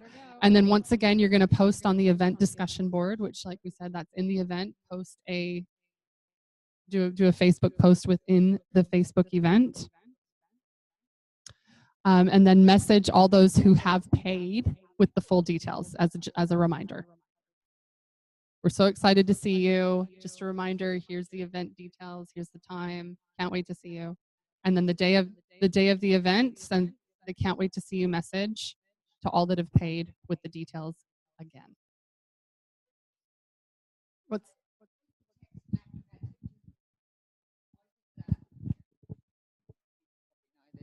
with the text magic, I signed up to that for the last event, my meetup.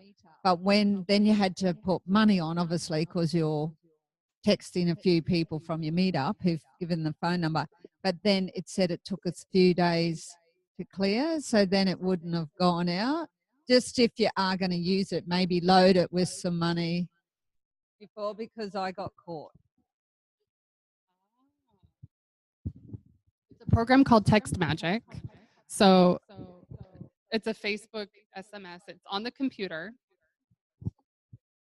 about the events. Yes. So it's a way that you can SMS. You pay for it. I think it's 7 cents per SMS. But you can message them so that the message goes directly to their phone. They get an SMS and it's right there in the face.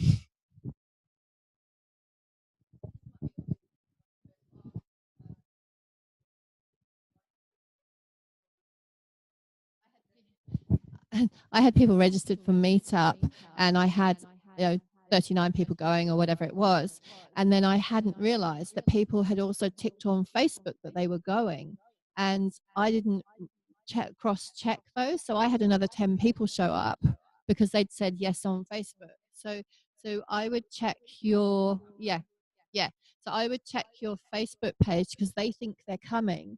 So then send them the link for your meetup group so they can register properly, and then you don't have so much admin on the door. There you go. Love it. Thank you. And that's what this. Following these templates will prevent that from happening.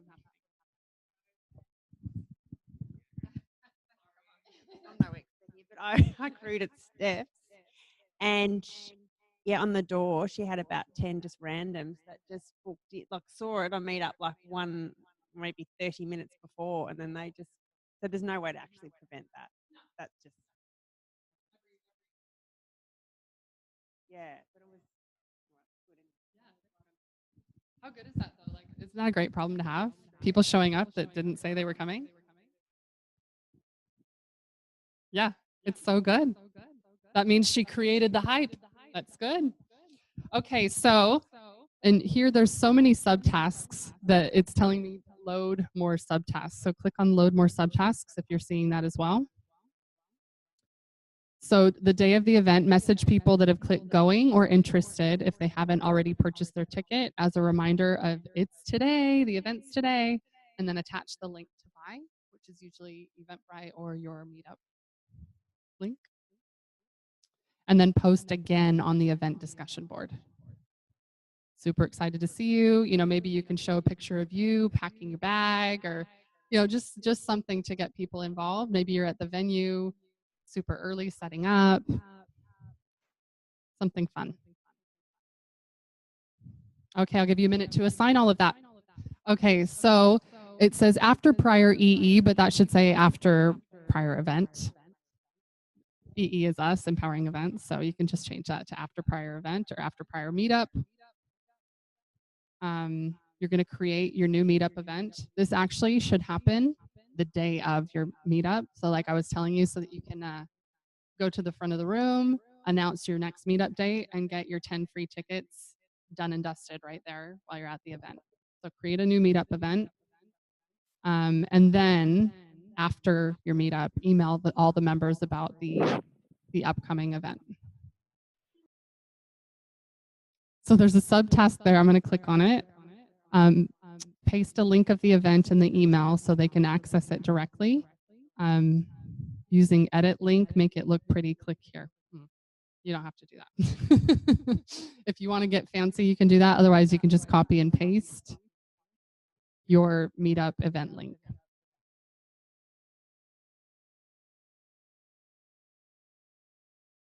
Okay, so once again, this is a lot like the Facebook one, so I probably won't read all of them. I'll read the 10 days before the event. It looks like it repeats itself again and again. So 10 days before the event, message all those who have RSVP'd yes, if they haven't already paid for their ticket. Email all the meetup group members, reminding them that there's only 10 days to go, and attach the link to the meetup page. You can announce the speaker or the venue or the lucky door prize. Remember, we wanted to find different excuses to email them with valuable information. And say, if you haven't gotten your ticket yet, grab it here. So same thing for 5 days to go. And then you're going to post on the event discussion board that's in Meetup.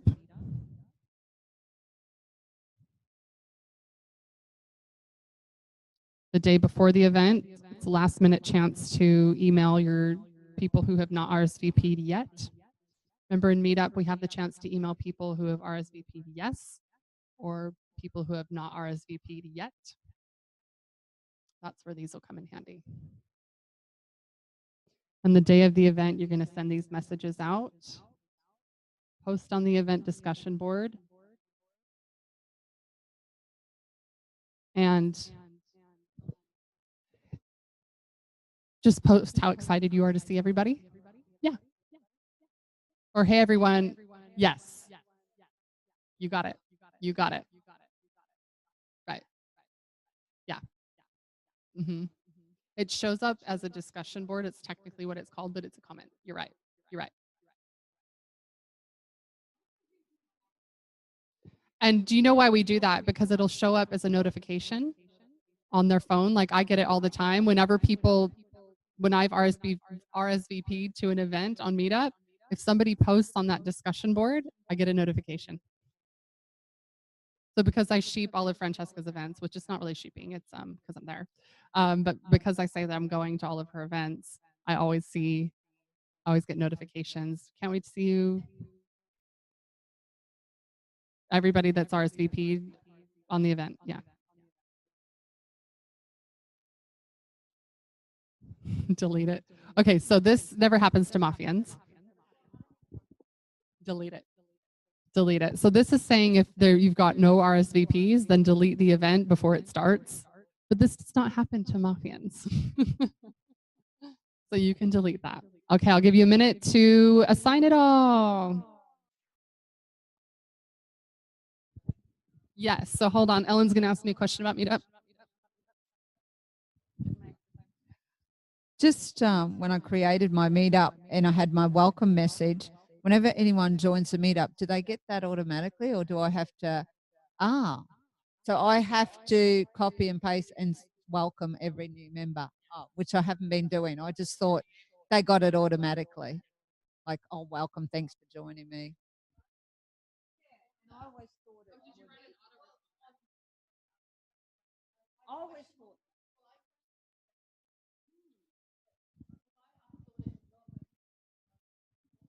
Oh, was there an option to take an autoresponder? I don't think so. Oh, yeah. I was going to say that must be new. I haven't seen that. So yeah, when somebody joins your meetup, they don't get a personalized message from you. They might get something from Meetup saying, thank you for joining Healthy in Business, or, yeah. Get your VA to send it.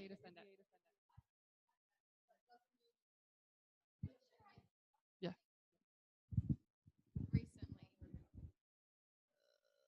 I can't find it, but it was like a warm welcome from Lady Without Limit. I don't know if it was automatic. Let me see if I can find it. Oh, yeah. How can you see what's sent out? Yeah, that's what you wrote, I'm assuming. Yeah. I just got that the other day. But it gives you a chance.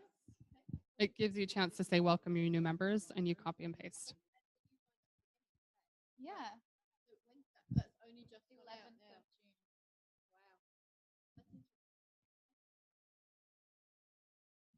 Wow. Okay, we'll keep moving. We'll keep moving.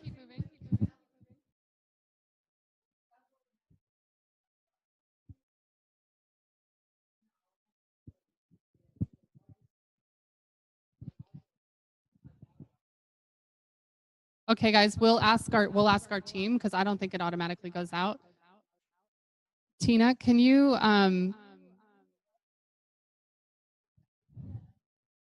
confirm when people join a meetup group? Tina, can she hear me?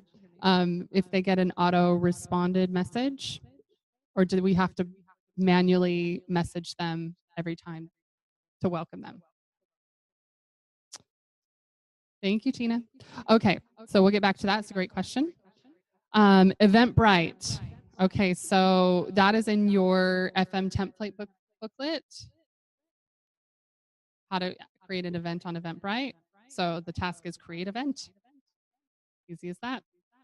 And your VA will know how to do this. So go ahead and assign that.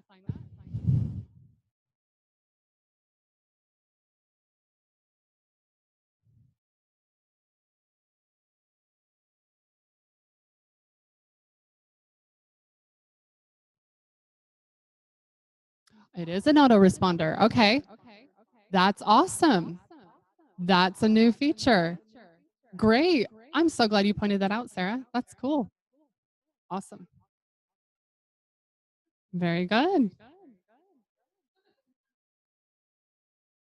You learn new things every day.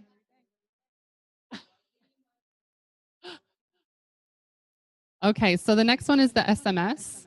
So this is in the templates booklet. We have a template that you can use for your SMS. You can use it, you can write your own, whatever you'd like. So the day of event, send the SMS to everybody who is paid with the full details of the event and asking them to reply if they're coming, yes or no. We still do this for all of our events. Well, not all of our events. We don't do it for our meetups anymore because we have so many people, but we do it for all of our half days. And there's a subtask here, which is fill out the spreadsheet, which is the attendee list. So mark on the attendee list if people reply. So they've RSVP'd and then they confirmed their RSVP, yes or no. Okay, go ahead and assign those.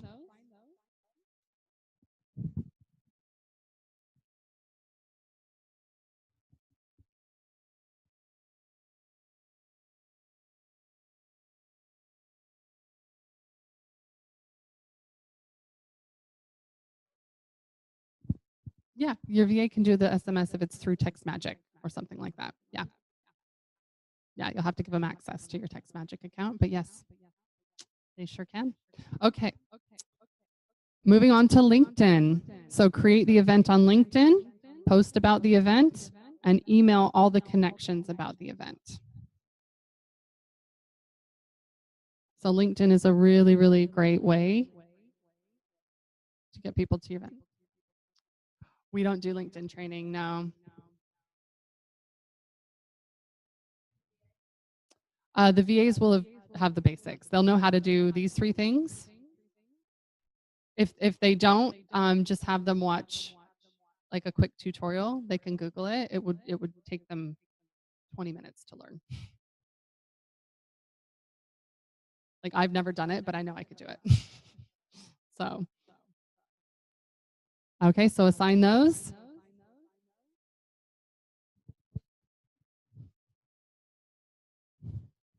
Instagram is the next task. So that's another place you're going to want to promote your meetup on Instagram. So post your event each week or more,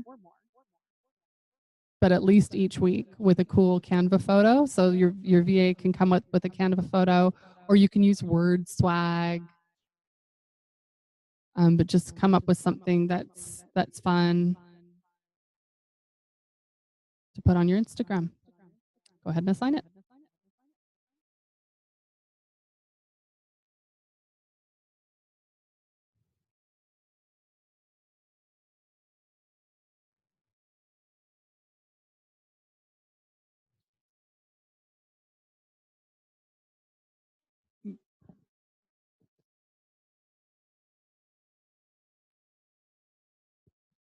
Yeah.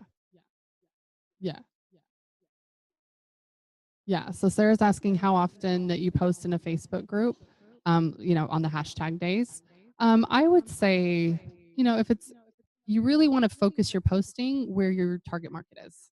So the more that you can personally be present in that group, the better. So if you're in there answering questions, or you can get your VA to start a conversation for you, I would do it. I wouldn't do it every day, obviously, but maybe pick the hashtags that are most relevant to you, maybe once or twice a week in that group. The VA, yeah, yeah, that's good. That's yeah, yeah. Yeah. So the more that you're present, actually, they're answering comments or questions or participating. Yeah. Yeah. You promoting. She wants to know, like, on the hashtag days, like, do you put, like, let's say in your group, Ellen, would Sarah go in there on every hashtag day and post something like every day of the week? Nah, I wouldn't. I'd say twice a week or so. Yeah. No, your own group, you post every day. But if it's somebody else's group, like if Sarah were to go into your group, yeah, you'd want her to, not post every day unless it was really relevant. Maybe that's your target market and you do, yeah, once or twice. Yeah, totally. Yeah. No dump and run. Yeah, that happened to Ellen. She got like over 500 comments. They deleted her post. 660 posts or comments on her post for her magic PDF. So they deleted her. It was on like-minded bitches. They deleted her post. It's a good problem to have. I know, right? Tom puppy syndrome, yes. Okay, we're almost done with these, you guys. Okay, so the emails. This is your guideline to send out the emails. So email 1, email 3, email 2. What? Oh, I get it. Okay, because these aren't in sending date order. Like email 1 is venue, email 3 is whatever. So these are the templates you're going to use. Email template number 1, email template number 3, email template number 2. 4 weeks out. It looks funny. I was like, what does this mean? Yes, you can attach the template, or what you can do. Yes. So if you click in here, the very top one, send email 1, free tickets. If you click the little speech bubble, it says template 8, page 14.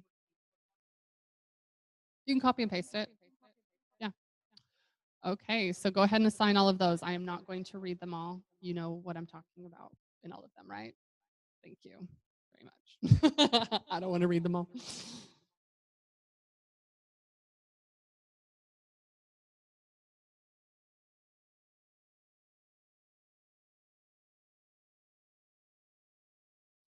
You can add as a follower. You can add yourself as a follower, and you can actually create a subtask within that task if you want. I would create a subtask for you to do the same thing. Yeah.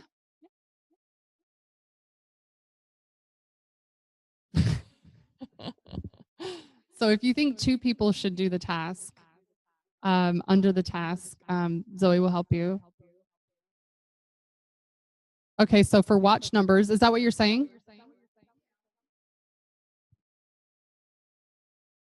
Okay, so I'll move on to the next one, which is watch numbers. So you think that you and your VA need to watch numbers. Okay, so if you want to should we duplicate the task?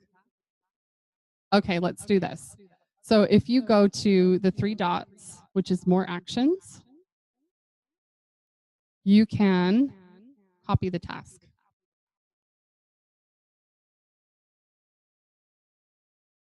So you click copy the task.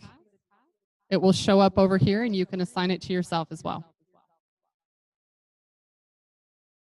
The 3 dots right here. Yeah, more actions. Delete task, copy task, merge duplicate tasks. Yep, copy task.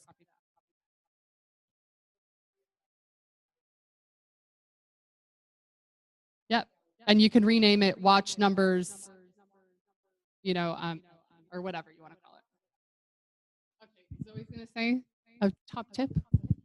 When you're wanting to assign, like you think both of you should be watching it, you can assign like the parent task to you and then assign the subtasks to your VA. So it will, like the parent task will come up in your task and you can click on it and see the progress of like how it's going. And then all the subtasks, as they get ticked off, you'll get a notification.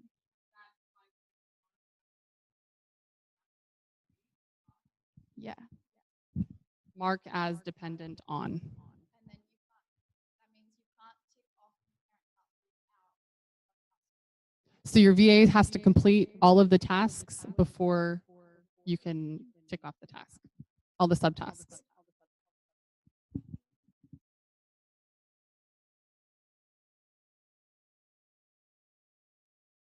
This is new.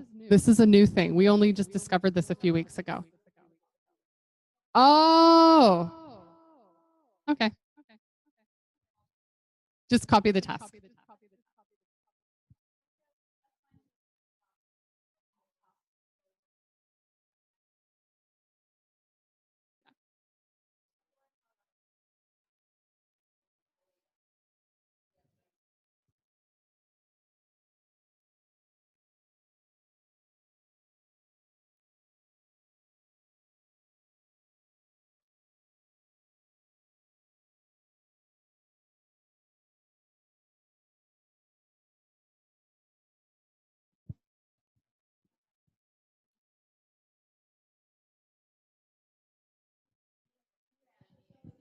Okay, Zoe's going around answering little questions, and then we'll go through and do this last watch numbers.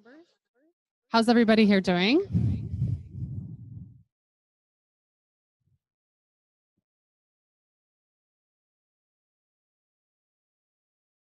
Okay, looks like you guys are doing good. Okay, perfect. Thank you. Thanks for the feedback. That's why we're going through everything slowly to make sure that everybody's got it. Yay. Great job, everyone.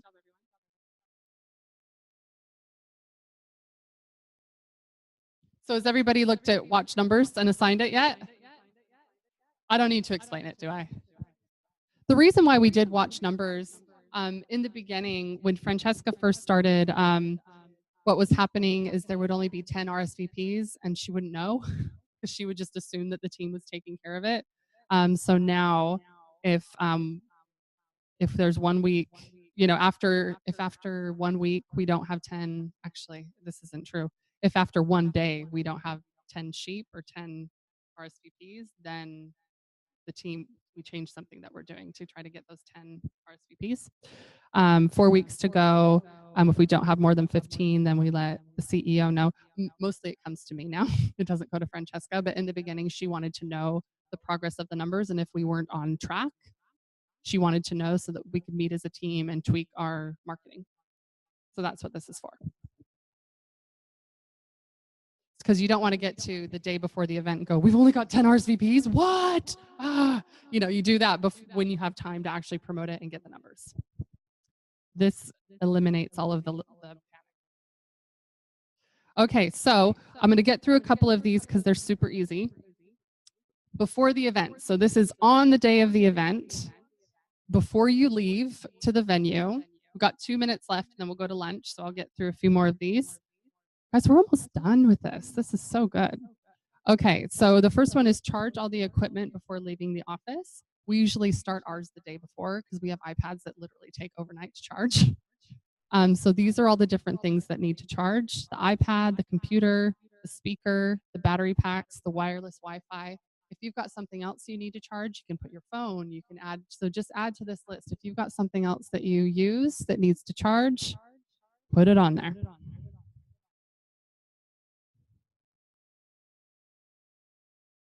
Because there's nothing like leaving for your event and realizing that your computer's dead.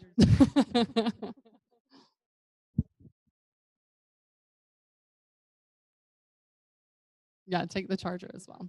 We'll do our packing list. That's coming up. Okay, we'll do this last task and then we'll go to lunch. All right, so the next one is attendees list finalized. So we want to make sure that we've got all the attendees from everywhere. So make sure that you've got everybody who has paid on Eventbrite, everybody that's paid on Meetup, everybody that, if you're using another platform where people can pay, just make sure that you've combined all the attendees from all of those platforms and ensure that the bookings are all added to the attendees list so that when you print it, which comes up next, when you print it, you've actually got a complete list. And this is important, especially when you're traveling, to keep this list updated, because we oftentimes, when we're traveling for half-day workshops, the list will be complete on the day we leave, and then 2 days later when we have the event, it's not right because people have booked in over the last 2 days. So just make sure that your VA is on top of getting the attendees from all the different platforms.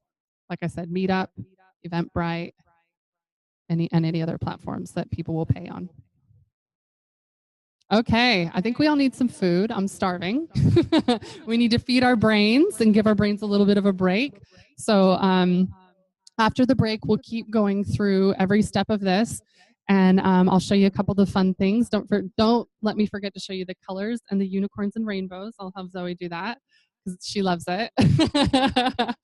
And then we will help you to create your very own event, like a specific event with all of these tasks. So let's do it. It's 1 o'clock now, so we'll see you all at 2 o'clock sharp. If you have any questions, me and Zoe are here. So if you are feeling lost or you don't understand something, we're here for you. So let's do it.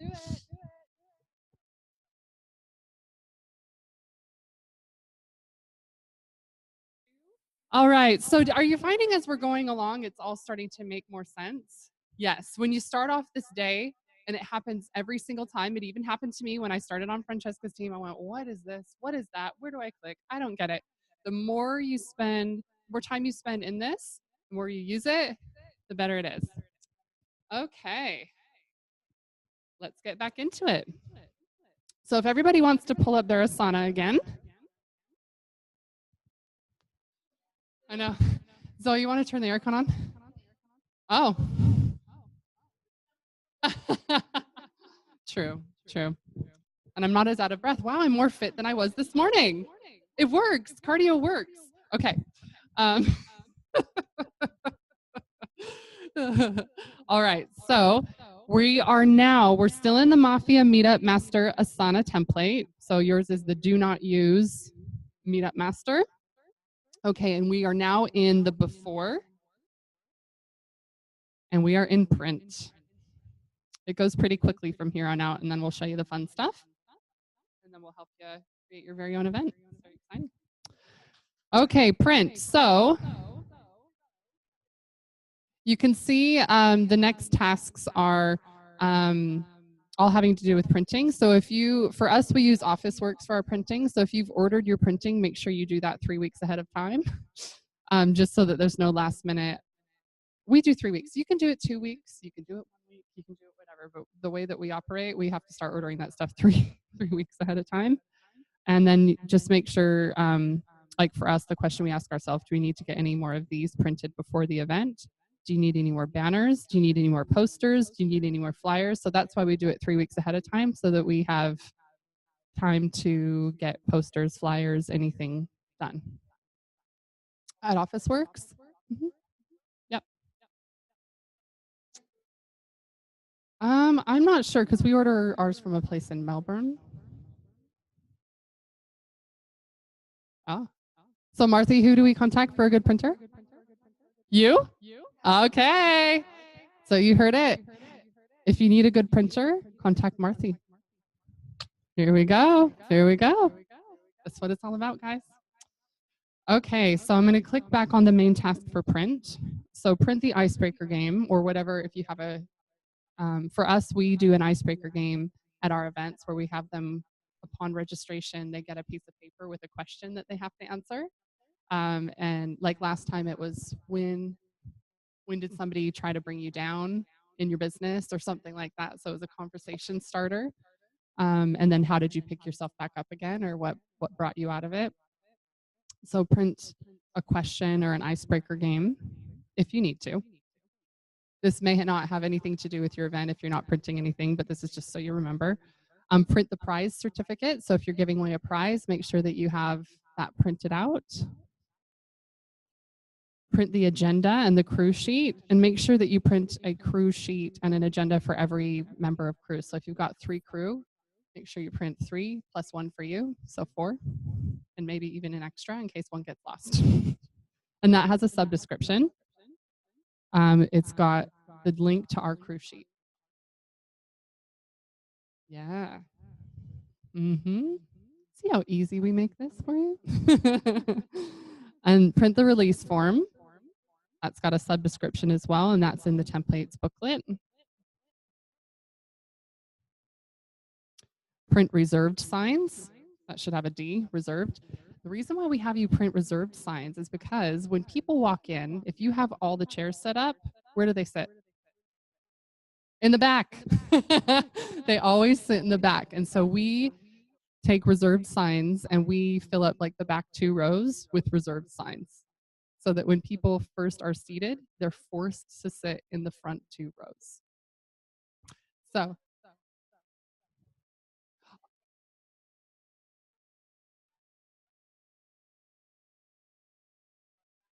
yeah.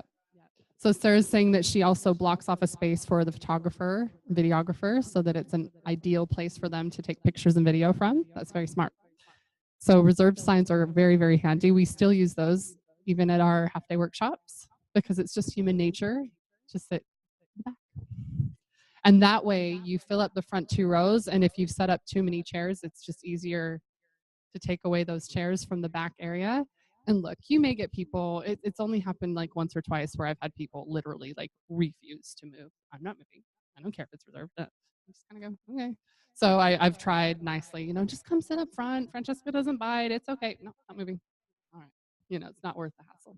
So, but like I said, out of all the events I've done with Francesca, which is a lot, only twice has that happened. Okay, so print the payment forms. So that should be, I'm trying to figure out what that would be. So that will be like a list that's going to be on the attendees list. So normally we print on our attendees list if people have paid or not. So if you've got some type of payment form, oh, I know what that is. Okay. So if people want, when they show up on the day, and if they want to like run a credit card or something, if we don't have a credit card machine, we actually have them fill out a form that we manually, and then we manually put it into Entreport. So if there's a payment form that you use, get that ready. The attendee list, make sure that's printed and ready to go. Print the name tags. There's a subdescription.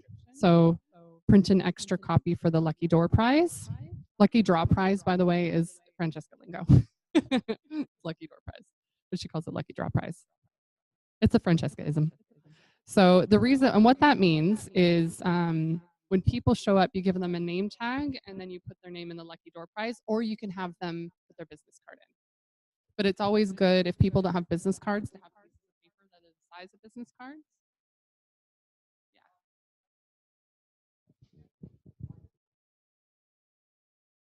Yeah. So we always have business card like size paper cut out. Yeah. So for what? Sorry. Yeah, you buy the stickers, you can, that's what, yeah, so print their name tags on the sticky labels. Yeah. And then you can print their name on a piece of paper that's a business card size and then use that as the raffle, or have people put their name, their business card into the raffle. It's up to you, whatever you want to do. Okay, so printing, go ahead and mark that off or assign them. Don't mark it off. I'm used to ticking off tasks in Asana.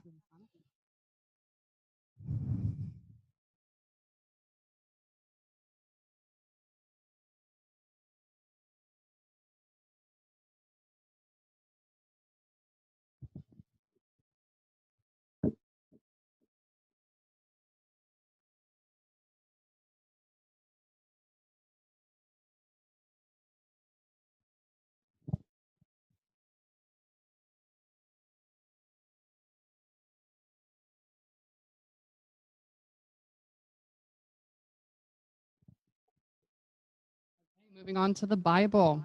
This is what we call our speaker kit. Is there? Oh, I skipped. Ooh, thank you. Okay, so the templates that you'll need for the event are all listed there. The agenda, the attendees list, the Bible checklist. So when we say the Bible, it's a speaker folder that we carry with us. So when we are preparing for a guest speaking event or for a meetup event, we call it our Bible. So it's got all of these things in it. Any papers go in that Bible. So like the agenda, the attendees list, any checklists. The checklists for the Bible are actually in your templates and checklists from the 2-day. Any flyers, your icebreaker game. We printed on colorful paper. Lucky door prizes, the name tags we keep in that folder, the posters, release forms, Things to remember for the organizer, we print that out as well. And this is all the important information that you need to remember on the night. Workshop registration forms. So for people who are walk-ins, if you don't have their details, make sure that they fill in a registration form so that you get their name, phone number, email, birthday, whatever information you want to collect. The payment forms, which I talked about a minute ago, and the reserve signs. So this is, and the timer signs. This is another thing that that comes in really handy. So when you're asked to speak, this is going to be good for your 15 minutes of magic, and it's going to keep you on time. So print out on a piece of paper something on another piece of paper and another on a one for 1 minute. So this is going to keep you on time, and have a crew member when you have 10 minutes left. Fine. When you have 5 minutes left. 5 minutes fine. When you have 1 minute left.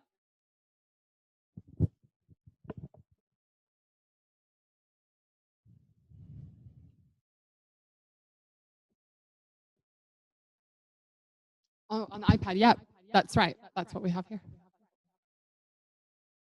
It's called. It's got a thing. Let me see what it's called. Doesn't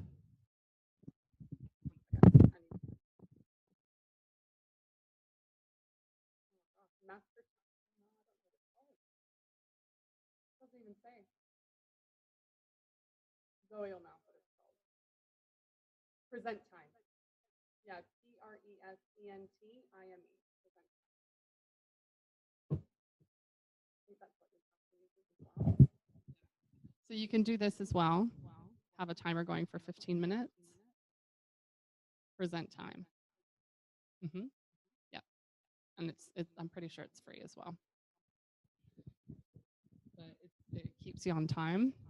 Not only do we always have one of these going, but we've also used the timer signs for Francesca because, yeah, sometimes she doesn't pay attention to the timer, and we'll have to go. So just make sure if you have a crew member do that you have them at the back, not like it just wouldn't look right. Okay, so all of these things you're going to put into the Bible. So, and that's the prepare the Bible to take to the event. So these are all the things you want to include.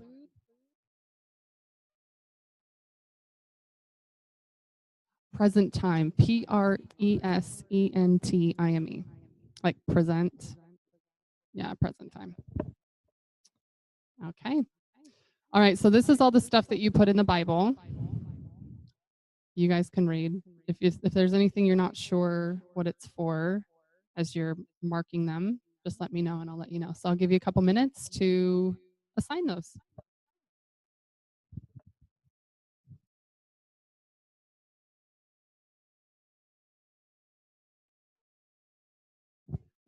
Yeah, so these days Francesca just has to turn up to the event. Literally. Yeah. Yeah. Yeah. The whole team, we prepare all of this for her. We prepare all of this for her. We have our packing list, which is coming up as well. We're doing that next, the packing list. So unless there's something additional that she wants, which is almost never because it's pretty standard what we bring. Yeah, she just rocks up. That's right. Yep. Yep. You can save your energy for speaking. It's really good. And because she does like to help set up, though. I think I don't know why she doesn't have to. I'm always like, I can do it, and she's like, no, I like to help. I'm like, okay. And then she said to me before, not that you can't do it. I know you can do it. I just like doing it. And I'm like, all right. So there are times where she'll help me. Okay, so to take to the event. Any posters that you have, like A3 or A4 posters, like for us, we have a poster about the FM bundle, which is the special that we offer at every meetup, every speaking gig, everything. So any type of posters that would explain what you do or any specials that you're offering. The event Bible, which is that colored folder that I told you about. And the folder, it's the one, they're plastic colored folders with the plastic sleeves that you can put paper in. You know what I'm talking about? That's what the Bible is. Fairy lights. Just makes your display really cute. And if you're a guy, it makes your display look really nice. Not cute. Guys don't want cute displays. Okay, so test the batteries before the event. That's in the sub description. That's a subtask. Because there's too many times where we've gone to set up the table, turn on the lights, and the batteries are dead. So make sure that you've got fresh batteries or that you've tested the batteries. The organizer's products for sale. So if you've got books or if you've got workshops, if you've got anything that you're selling, make sure you pack that as well. And I'm going to look in the sub description here. You need some for display and some for sale. So if for Francesca, we always bring enough books for display plus books to sell. Table clothes, supposed to be tablecloths. Clothe those tables. Get some really cute clothes. Tablecloths. Yeah, we take for tablecloths. And that's something you can ask the venue is if you don't have a tablecloth that you use, you can ask the venue if they've got a tablecloth that they put on for you. Some of them will. They've got a nice one. Always bring blue tack. Label holders. Is that name tag holders? I don't know what that means. I have got no idea what label holders is, so delete it or add something else. Yeah, name tags. It's name tags. Label holders translated is name tags, so you can change that.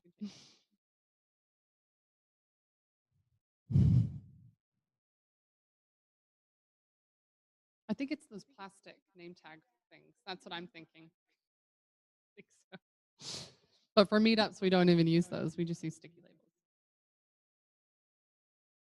Okay, business cards, business card holders, extra decorations. Bring your flip chart if the venue doesn't have one. If you want a flip chart.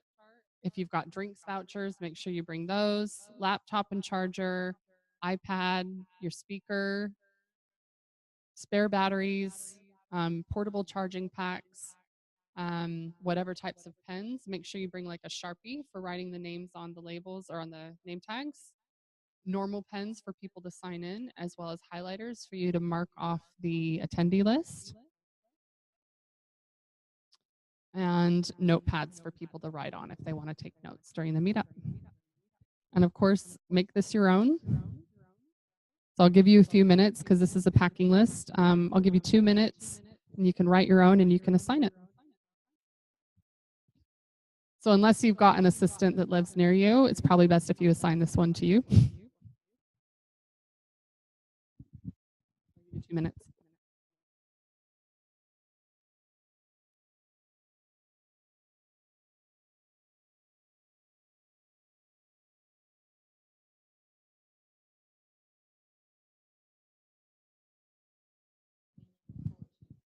Never put the due date. Is it only the only the master? Yeah. But would we put a due date on these kinds of subtasks? We would.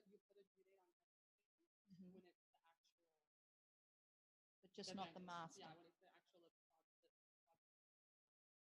master, never put a due date on a master. Yep.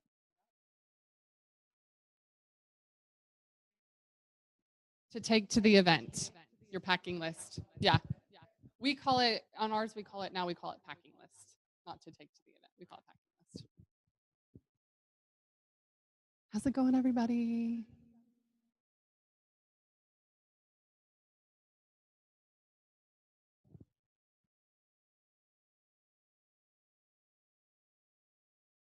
Good. I'm assuming the silence means you're doing well. Okay.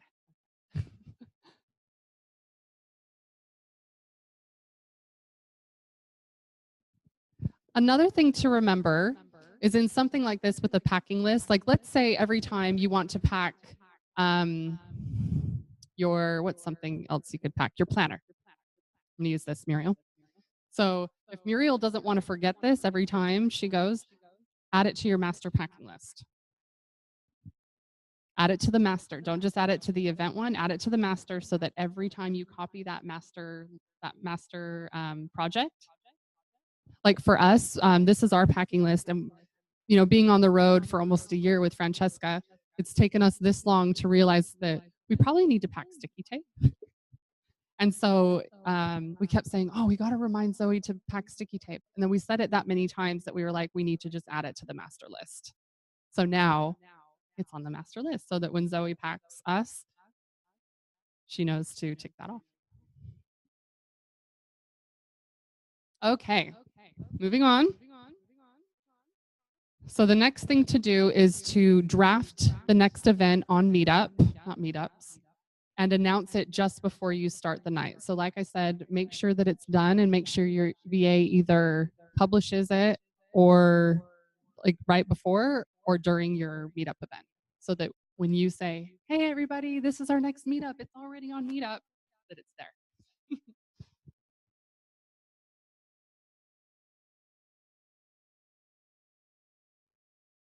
So you don't need, if you don't have a guest speaker, that's okay. If you don't have anything lined up, that's okay. Just keep it simple, just in a simple event description.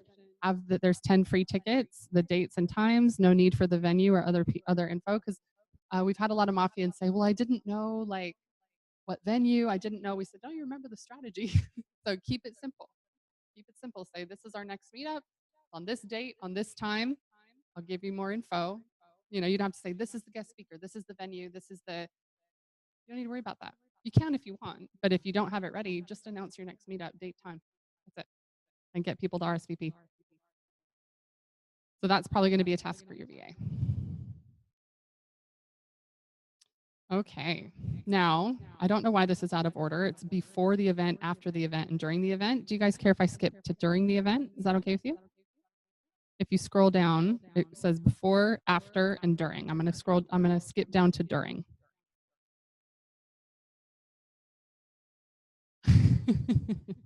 I know, right? Okay, so set up for the event. Can you? Oh, okay.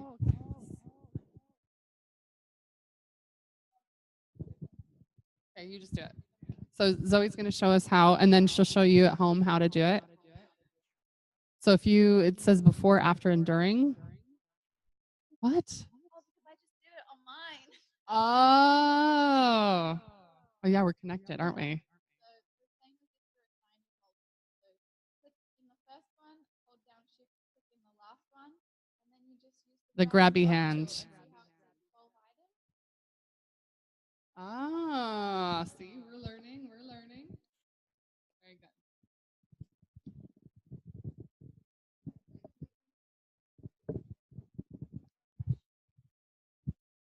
Sorry, I didn't want to confuse everybody. I just wanted to go in the order of the event.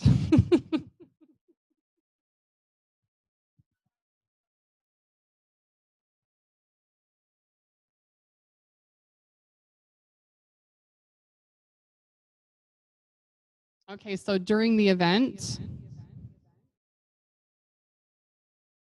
setup. So the check-in table, ensure that all of these items are on the table, the check-in table, pens, tablecloth, decorations, lights, everything. Cash tin. So that's in setup. The book signing table, if you want to sign your book for people, make sure that you have your books, an extra box of books under the table, lights, card details. I don't know what that means. Book card detail forms, whatever. Oh, okay. So like an order form for people to purchase.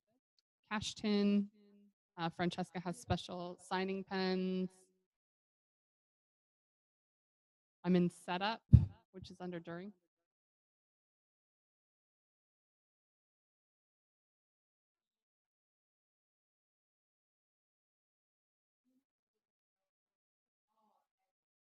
This is spelled the American way. I had nothing to do with that. Thank you very much. Put your posters up, get your music going. Ensure that the person in charge of music is aware of break times. and the type of music needed at each stage. Like for us, we like to create an ambiance when we have people think about things or write things down. We put on some slow music about things. The room, you can do it theater style, you can do it U shape, whatever you want for your meetup. Theater style is usually best. The flip chart and pens need to be set up. Remind the bartenders that people will have drink vouchers if they do, just to give them a heads up. And make sure that your room is easy to find and put up signs if needed. We printed these arrows. They're just pink arrows, and we had them printed just down the road. And we find those so helpful for venues. Like when we're doing half day workshops, we'll just put up these arrows so that people know where to go. So if you need to put signs up, you can do that. You can set all that up. All right, go ahead and assign those tasks. It's probably all going to be you to start with.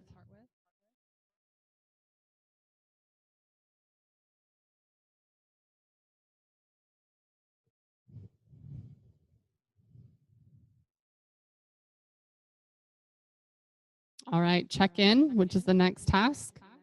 Smile and say hello. Get everybody to fill out a release form. There's a subdescription. Everyone has to sign the release form, or otherwise they cannot attend. Remember during the 2-day where we did the role play? People who don't sign the release form. No, most people don't give you any trouble. Yes. Yes. Ensure all information is readable. Tick people off the list as they come in. Give them a name tag. Give them a voucher for a drink if they're VIP. Put the name tags for the lucky door in the bowl as they get ticked off, or have them put a business card in the bowl for the lucky door prize. If their name's not on the list, be sure to charge them if you're charging for the event. All right, go ahead and assign those tasks.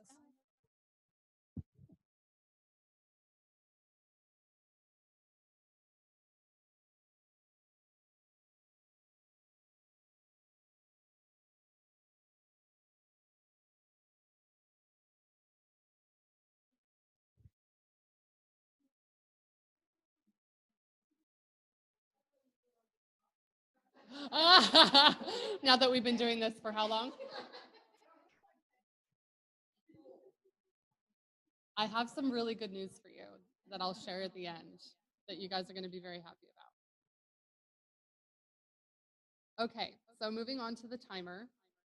Make sure you set the timer and make sure the person in charge knows how long you want them to set the timer for. Okay, assign it.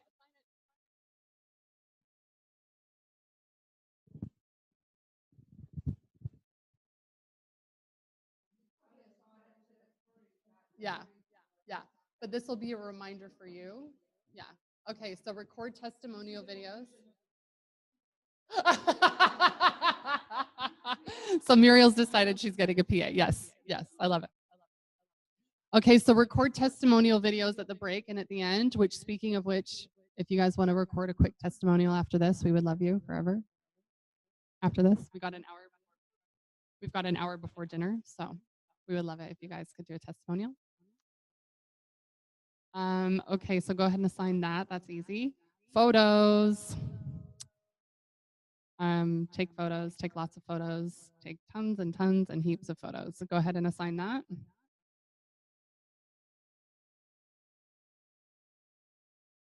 Live videos. Lucky door prize winner, make sure that you get their information, their name, phone number, email address, and the details of the prize. That's a great task.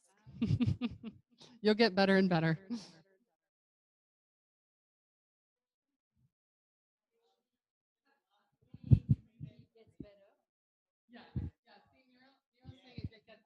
Yes, I've seen the difference between my first ones and, for example, the last one I did last Saturday here.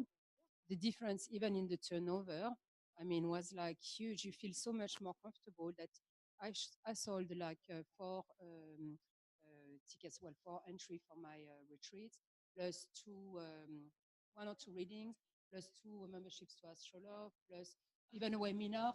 I mean, my turnover on 8 people was like out of this route. So I think that's because you feel more comfortable. So instead of focusing on all these kind of things, which obviously I was missing some, but it flows. So people feel that as well, you know? Yeah, absolutely. Well done. Well done on the conversion. That's amazing. Yay. Yeah. And you do, you get more confident with each event. It's true. Okay, so the next one, packing up.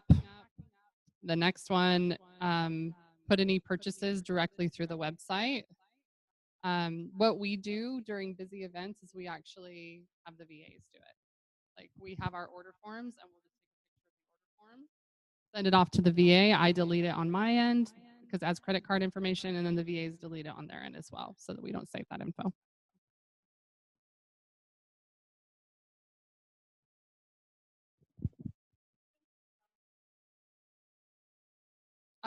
Like on the agenda.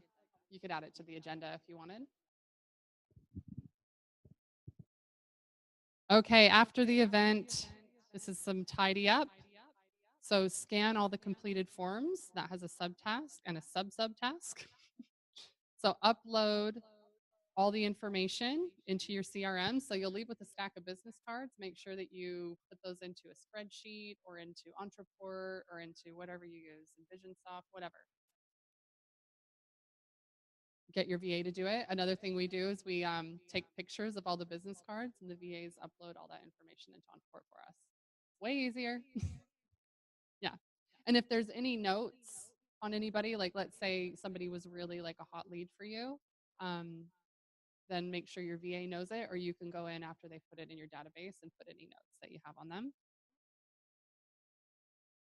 So this is all the information that's good to put into your CRM or a spreadsheet if you've just got a spreadsheet. The name, company name, roles and description, any bits of gold information, email, their address, their website, and any subscriptions that they have to like your email list.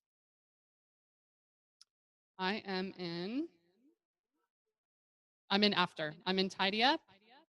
Scan all completed forms. Upload all info into your CRM.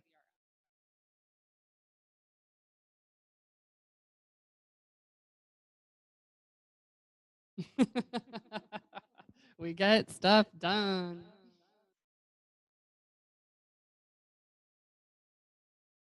I know. If you need to dance, let me know. Yeah. You can change it. Bits and bobs. We're British. Bits and bobs. That's my British accent, you guys. An American doing a British accent. My Aussie accent is even worse.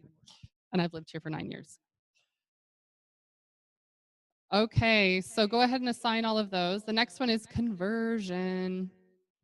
So this is where you keep track of people who are hot leads that maybe you think would be good for your half-day workshop, or maybe they would love a copy of your book. When they haven't purchased anything yet, make sure that you charge them from the website. I don't know what that. Okay, so that means if you've got the forms filled out, make sure that you charge them. Let organizer and the team know. So for Francesca, if she's got a hot lead, she just like tells me their name, and I make phone calls, or Zoe will make the phone calls. And update your CRM with the purchase information. So like I said before, if they've bought a book, give them a contact tag of a book. You know, all of that so you can keep control of your inventory, keep track of all that, and also, yeah, you keep track of everything that they have. Because like I said, you might find everybody, they've got your book, they've come to your meetup every week, they listen to your webinars. Why the heck haven't they gone to your half day? We've got to come to your half day. You know, so, and that this is the information that's important to track. Okay, photos. Make sure that you get the photos from the photographer. Save the photos on Dropbox. Post the photos of the event on Facebook and Meetup and on your website. And then also on your personal profile. But on Francesca's personal profile, we don't put the link to the events. We save that for the business page and the Facebook group. But for you, if you want to put the link to your event on your personal profile, You definitely can.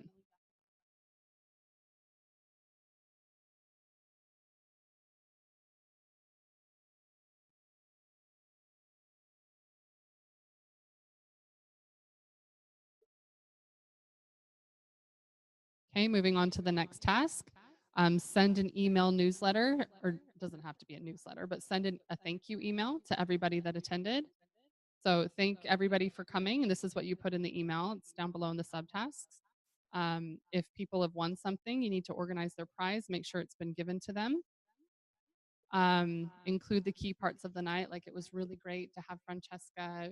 Wasn't she an amazing speaker? She really taught us how to use Facebook and Meetup or whatever it is, you know. So include key parts of the night. Or wasn't it funny when so and so shared that joke? Oh, blah blah blah. You know, whatever happened, just bring them back to that moment. Include the competition winners in your email. So say so and so won this amazing prize. So and so won this amazing prize. Include a link to the next event. Include a last minute deal. So if you were offering a special that was only good on the night, if you feel like it, you can extend it to the next day. Say, hey, you know, it's such a great event. I'm still buzzing from it. I'm feeling very generous, so I'll extend my offer or whatever. And that's going to be up to you. And then include the dates of the upcoming events in that email. So assign it away. Guys, we're almost done. This is so exciting.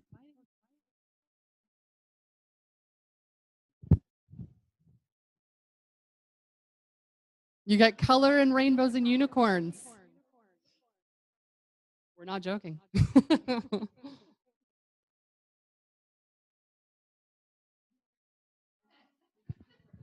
So Mel's asking when people do this. Let's hear it, Mel. Let's hear it. What I was sort of thinking and saying at the same time. So when You can have it ready to go. There are things like the guest speaker thank you email. There's no reason why you couldn't get that done. And then get your VA to then email it out. Yeah. A lot of this Yeah. you can prepare the day before, and then the morning of you add a couple of sentences. Thank you.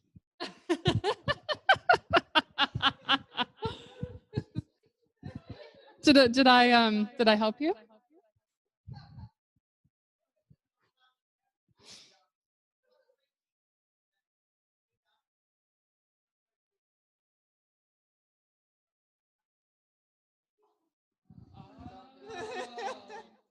Get yourself organized. Yeah. Yeah. Write them all now.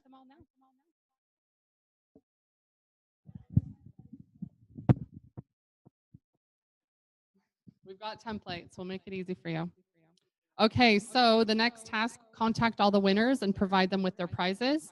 Most of them will already have it from the night, but if they haven't for whatever reason, then contact them. Usually people, I mean, you might want to say you have to be present to win or whatever, you know, and that way you don't have to do this. But make sure that you send the winners' details to whoever gave the prize. Okay, last one. Contact the guest speaker and thank them. And we do have an email template for that. Okay, assign it away. And let's let out a big woo! Okay, now the good news is you now have a master template for your events. If you want to add to it, take away from it, this is yours. This is yours to do what you want. So like I said, if you want to add things to the packing list, or maybe you want to send an email 20 days before the event, you know, whatever it is you want to add in there, add it to the master template. And then every time you copy this master template, it will be there.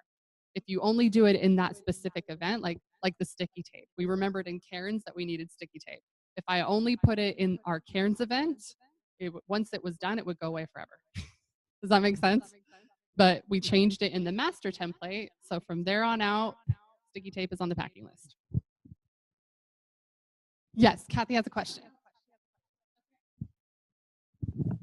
I'm coming from the old school, and I still like to have a paper copy of some things. So if there was a certain list that we wanted printed out, how do I do that?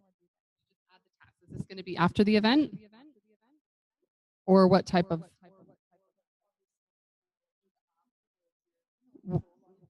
Yeah, but did you see the printing list?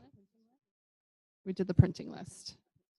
So whatever you want printed, you can make sure all of that's printed. But if you want to print something after the event, just add it as a task and write print whatever.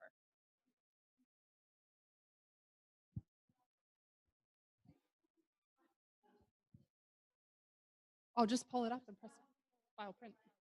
Yeah. What's that?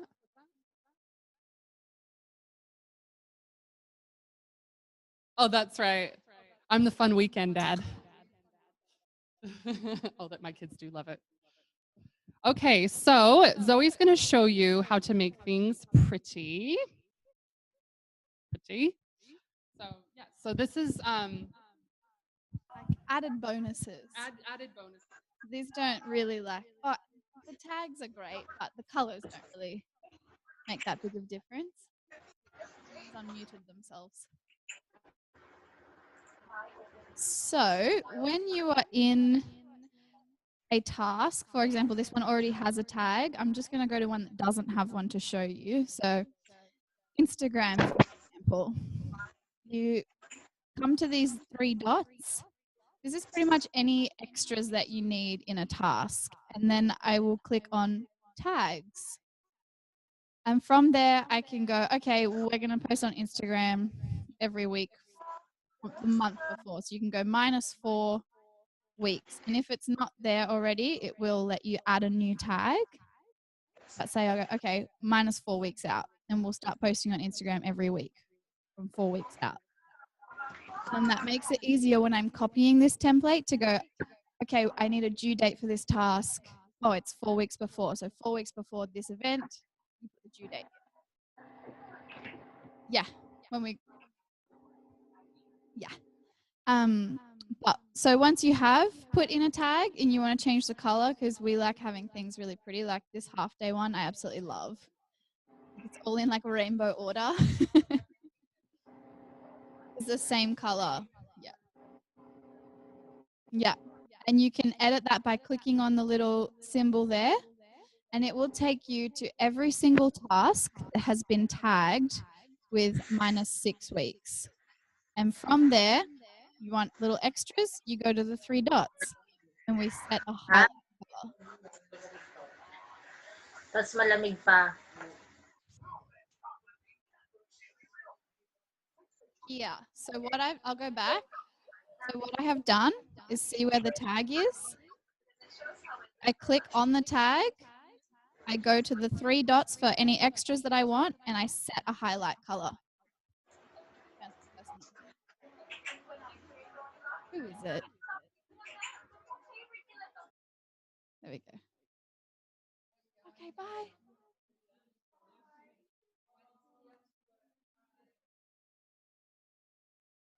I've given her homework.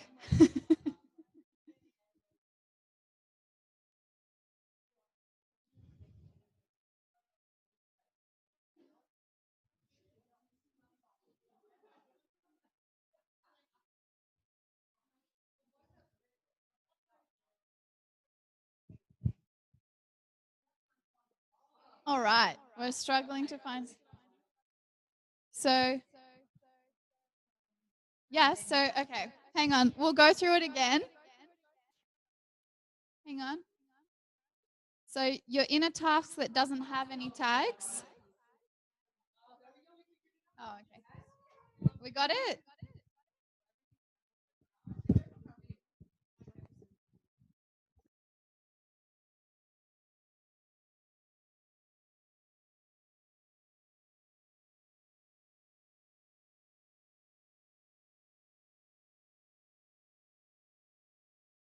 For some people, it's not 3 dots. It's a little downwards facing arrow pointing down. So I don't know why it wants to be different on everyone's computers, but if it's not 3 dots, it's a downwards facing arrow. And then you can go through and add the tags to the tasks as you need. So attendee list finalized. Let's go tags. And this is, we usually finalize 1 day before. And there you go. Then if I want to change that color, I can click on the tag, 3 dots or arrow, set highlight color. And that's how you can make every single tag. Yes, you have to do every single one. But once it's created, then you can go into another task. And if you type in -1 week, it'll be there. You can just click on it. So you don't have to set the highlight color every time, just every time you create a tag. Yeah, so 6 weeks will have a different color to 4 weeks, will have a different color to 2 weeks, etc. So go back. Okay, so we just had a question of how you get from the tag back to where you were. So we were in the Meetup Master. Yeah, click back to your project. This do not use in your projects list. And then we'll go to, there we go, you've created a 4 weeks. So you can just click on that 4-week tag and then set a highlight color. Yeah. So we'll give you a couple minutes to go through and put your tags in and select some beautiful colors. So you have rainbow templates.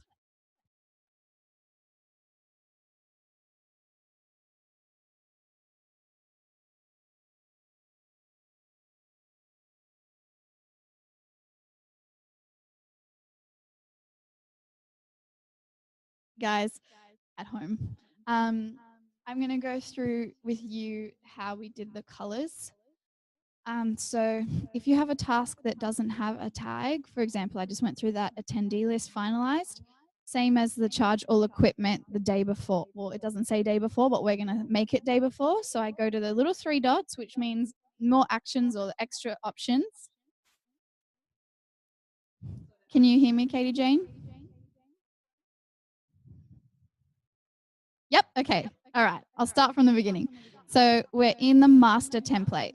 So the master template that you've created that says do not use, we're going to go to a task and give it a tag. So once we do copy it for our event, we can see any task. You can click any task. So I'm going to do an example with charge all equipment. Charging all the equipment, it's best to do the day before. So I will go to more actions, which is the 3 dots, and I will go tags. And I will say -1 day, -1 D. You can make it say day if you want, and it will create the tag. Yep. Okay, so I'm going to click 1D. Let's say that didn't have a color. All I have to do is click on that little bubble there, and it will take me to every single task that is tagged with -1D. I come back up to the 3 dots or the little arrow, whatever is your extra actions, and we set a highlight color.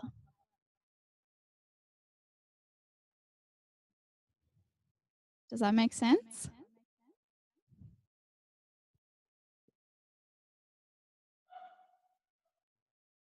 And once you've selected the color, go back to your master template and select another one. So list of templates required for this event. Agenda, attendee list, flyers, all of this has to be done beforehand. We want to be on top of things. So let's say this has to be finished 1 week before. Oh, here we go. This one doesn't have a color. Perfect. So this is tagged 1 week before. I want to give this a color to keep the flow going. So we've got blue, pink, orange. I'm going to click it. Let's set a highlight color. Going into extra actions, set highlight color, yellow. So now I go back to my master template. Look, beautiful. Blue, pink, orange, yellow. Rainbows.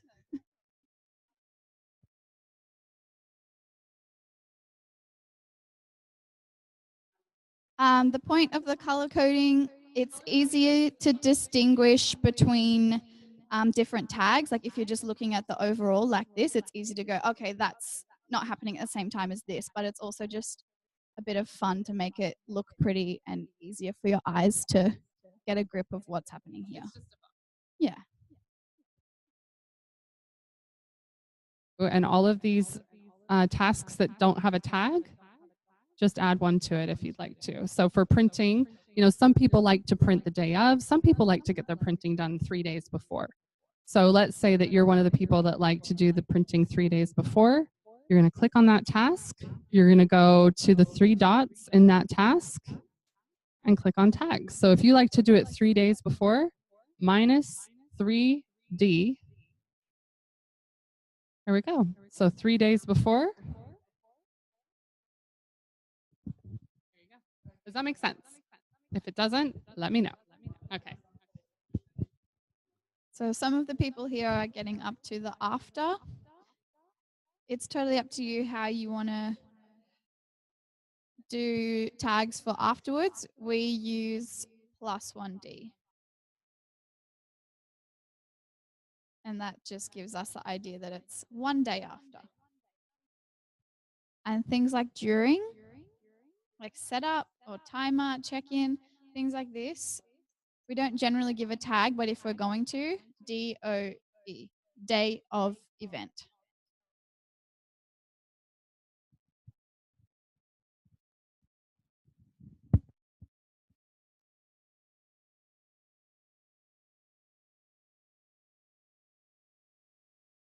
And I think if this is going to work, we can mass tag.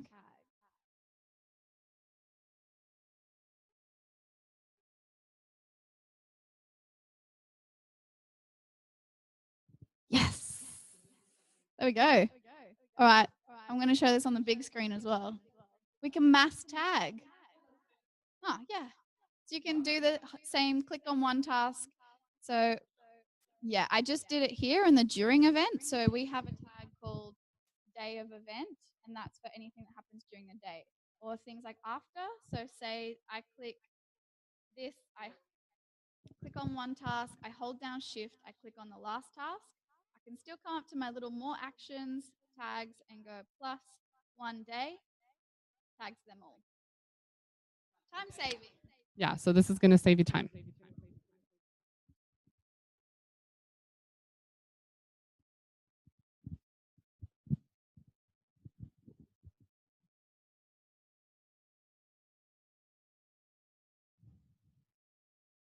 Okay, I'll do it again on here for you guys. Let me just remove this one first.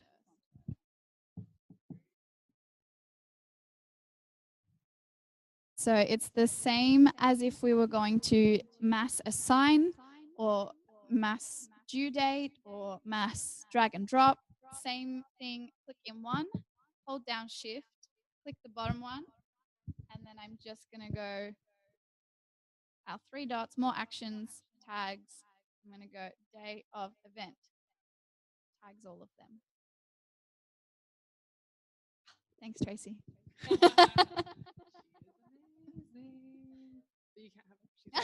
She's ours. I'm in a committed relationship. I know this is a little bit late. We're learning as we go. So I'll just explain this really quick, you guys.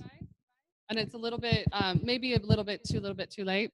But so if it's minus the event, so that means it's before. If it's DOE, that's the day of event. And if it's plus, it's after the event. So minus 4 weeks, 4W is 4 weeks, minus 4D is 4 days. Does that make sense? Plus 4 weeks, so that's 4 weeks after the event, 4 days after the event. Does that make sense? Does that clarify anything? You guys probably knew that.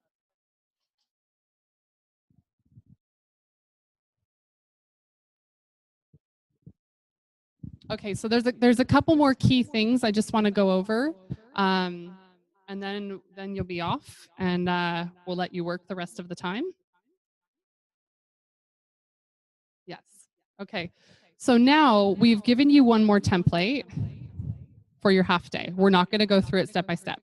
But what I want to have you guys do before you leave today is to create a do not use master half day template. And then you can go through, just like we did today, assign everything in the master, tag everything in the master for your half day.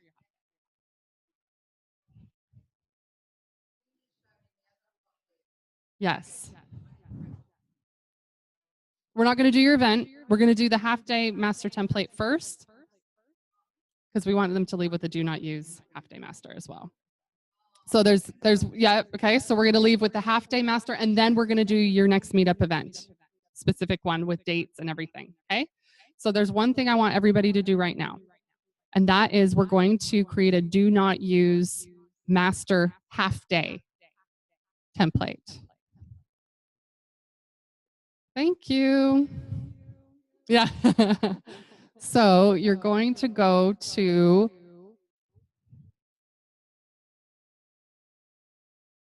So we've got a slide that we'll put up and Zoe will put it up on my computer and on your computer.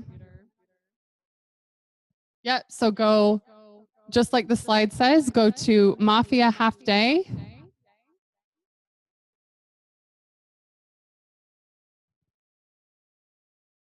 Yeah, you can do it like that. You can do it like that. So to copy the half day, yep, so copy project, yep, and create, or then you're going to rename it. So call it do not use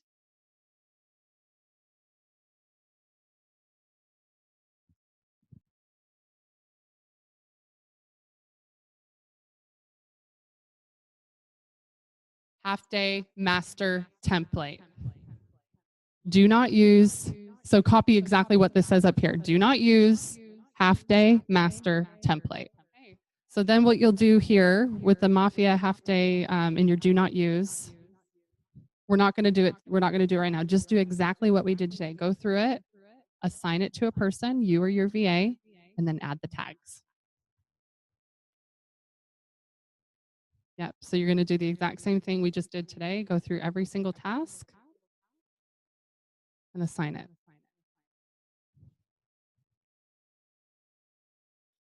So now you have both of your personalized master templates for a meetup event and a half day event. Yay.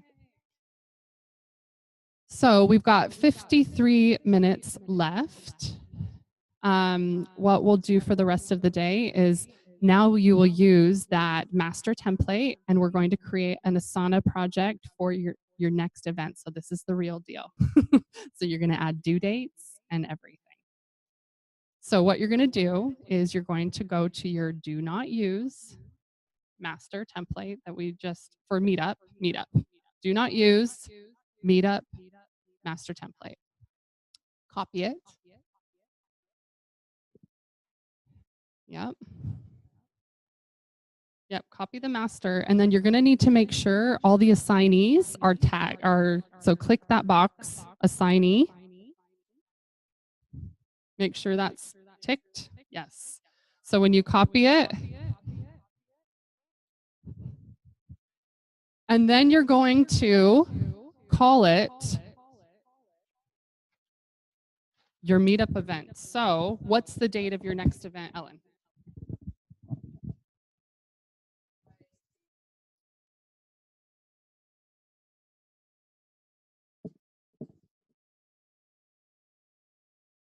Sunshine Coast, yeah?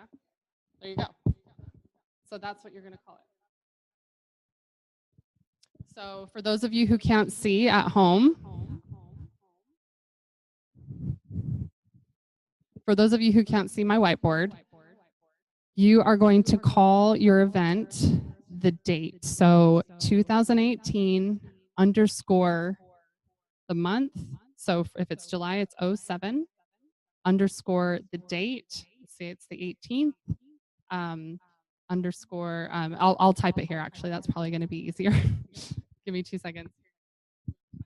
Okay. Whilst you are copying project, make sure that you tick assignee and tags so that all of the work that we just did gets copied over. We're copy. I thought we were doing half day, so we did half. We copied the half day, so you have a do not use master half day, and now we are copying the master that you have created from our template. So the personalized one that we just made with the do not use, copying the do not use meetup master template and renaming it with the date, type of event, and location. So Jamie just put it in the chat, 2018_07_18 meetup Brisbane. And that will be new project for your event from your personalized master template. And it will show up on the left-hand side now as a project. I think I've switched between saying project and project all day. Signee. I said tick assignee and tags.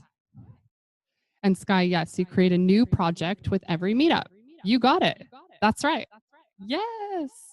Okay, now we've got another like 45 minutes. So click on that. Now you can add, yeah, it's still going to pop up. So now you can add due dates because this is your specific meetup for July 11th.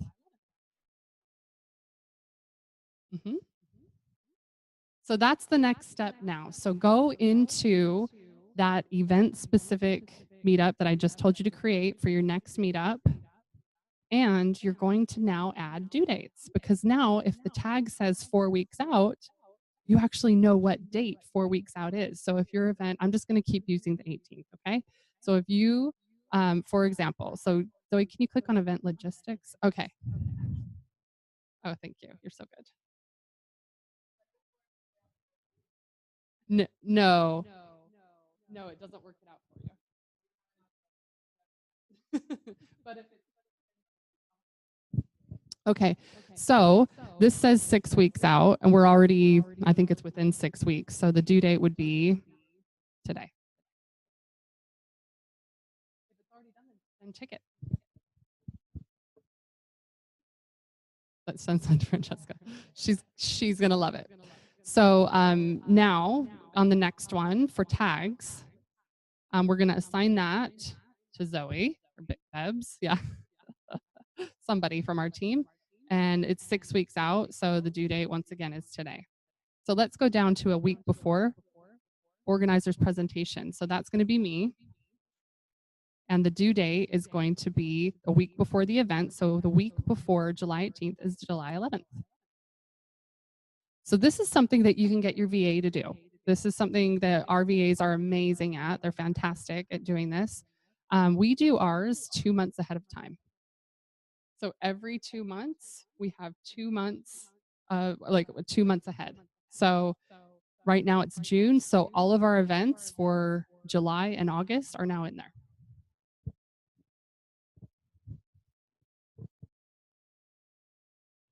Okay, I want to make sure I haven't confused anybody. So please, please, please ask me questions. Yeah. I'll explain it. You do it. Okay, so here's how you figure it out. So we'll go to guest speaker. So we click on guest speaker. That's actually my job to find a guest speaker. So put me in there. And the due date is 6 weeks out, and that's about right now. So it's due today. Okay. And then let's go to something that's, what's that, 4 weeks? Okay. So we click on it. All right. And so 4 weeks from the 18th of July is about the 18th of June, 19th of June. Yeah. So have your VA go through and assign the tasks and make sure they're assigned to the right person and put a due date. The assignee should already be there because we put that in your master. All right, we just had a question about adding due dates on subtasks. Yes, you can add due dates on subtasks. Some of the ones like the packing list. So let's have a look at to take to the event. Things like this, when there's like 60 tasks, I wouldn't go through and put due dates on everything. But things like watch numbers. So 1 week after the prior event, we don't have more than 10. So that due date will be after the prior event. 4 weeks to go, that due date will be 4 weeks before the event. 3 weeks to go, that due date will be 3 weeks before the event, and so on. So if you're getting all your due dates in on your tasks, once you're done, go in and put your due dates in the subtasks, the ones that need it. And remember, if you want to find where your subtasks are, you should have a little ST, which for some reason this one doesn't. So add them in so it reminds you that there is a subtask in there. How's it going? Oh, all makes sense. Love it. Okay. Yeah. Good, good, good. Yeah, this can be Asana. I honestly have to say, the more you use it, the better you will get at it. When I first started using it, it was like, what the heck? I don't understand. Just have a play around with it and you will love it. The more you use it, the more you'll love it. So have a play around with it. Have your VA have a play around with it. It actually will keep you on track. It will keep you on task, and you'll realize that you'll get so much more done. It's amazing. Tracy, I'm so glad you love it. Yay. Let us know if you need anything, because we're here to answer your questions. So what we're doing now is, if you've already finished your next meetup event, putting all the due dates and tags and everything in, go ahead and start planning your next 2 months of meetups. And if you've got half days, go ahead and do those half days. Actually, I take that back. Go through your half day template, your master template, and add the tags and assign the tasks. Any questions? Let me know.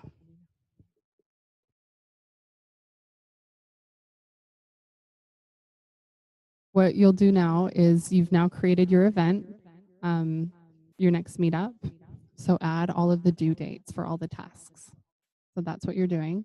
Once you finish that, go ahead and either put in your next 2 months of meetup. So create new projects. So copy your master template for the meetup for your next 2 dates of meetups. Or you can go through your master half day that we created a few minutes ago and add the assignees and the tags. Okay.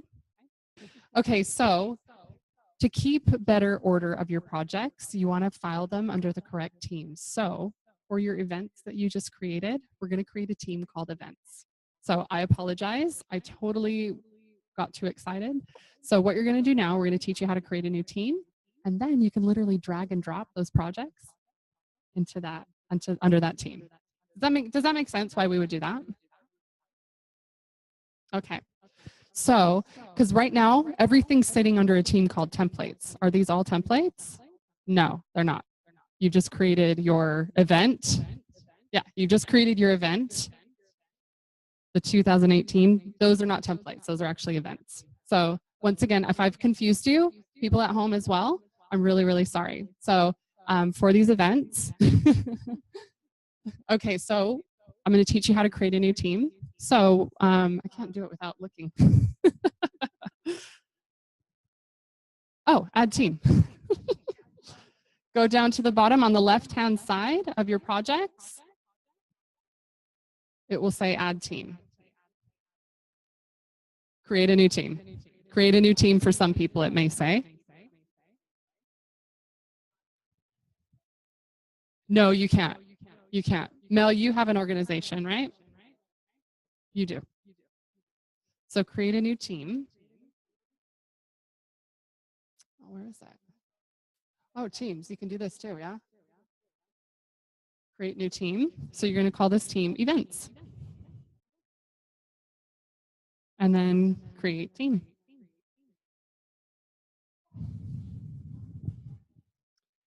And then you're going to drag and drop those under the events team. Guys, I'm really, really sorry if I've confused you. If you, I'll show you on here. So you're going to create an events team. And you're going to drag and drop those events that you just created into your events team. Can they see this, Zoe, on here, if I'm on here? Oh, okay. Sorry. Sorry. Thank you. Okay, so those events that you just created, the 2018 underscore blah, blah, blah for your meetups, you're going to create a new team called events. And the way that you do that is you go to teams, and then you're going to create a new team. So under here at the very, it's either at the bottom where you click add team, or for some people, they're saying create a new team. So it's either add team, create a new team, type in events. Ooh, got a timer going on. Call your team events.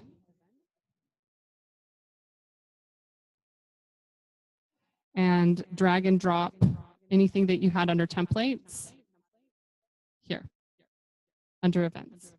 Another thing when you're creating your teams, so if you have accounting team, events team, create a new project that's called events to do. And that's going to be your miscellaneous thing. So if there's something in general that you want done, that's going to be your miscellaneous. So notice for us, so Mel, if you want to create that, under events, create a project called events to do. And that's all of your miscellaneous events tasks. Now, as you add more teams, like your admin team, create admin to do, because there will be things that come up that won't be event specific, but they'll have to do with events. It won't be just for a specific event. That's another team. So whatever your teams are, yeah, exactly. Teams are like your departments. Good way to explain it, Zoe. So this events, this is your events department right here. So who's in your events department? You and your VA. Okay, now if you create an admin department, who's in your admin department? You and your VA. You can do that later. You do that later. Do that later. Just a project. Just a project called events to do. This comes in handy when you have something, especially like with admin. Like there's so many random admin tasks that come up, and you guys know that. It might have to do with your website. It might have to do with your landing page. It might have to do with whatever. And you might not have anything to attach it to. Like you might go, this really doesn't belong in any project. So you put it into your to-do project, which is just miscellaneous. So you can call it events miscellaneous tasks. You can call it, and then assign it and then due date it. Yeah. So if you want your VA to do something and you're like, I really don't know where to stick this task, just stick it in the miscellaneous, the to do. That's what we call it. It's another way of saying miscellaneous. There you go. So you could make an admin team and then have an email project.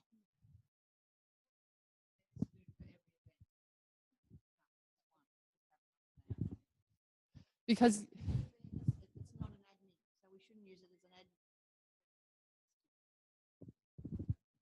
if you wanted an admin team, create an admin team and then put a project.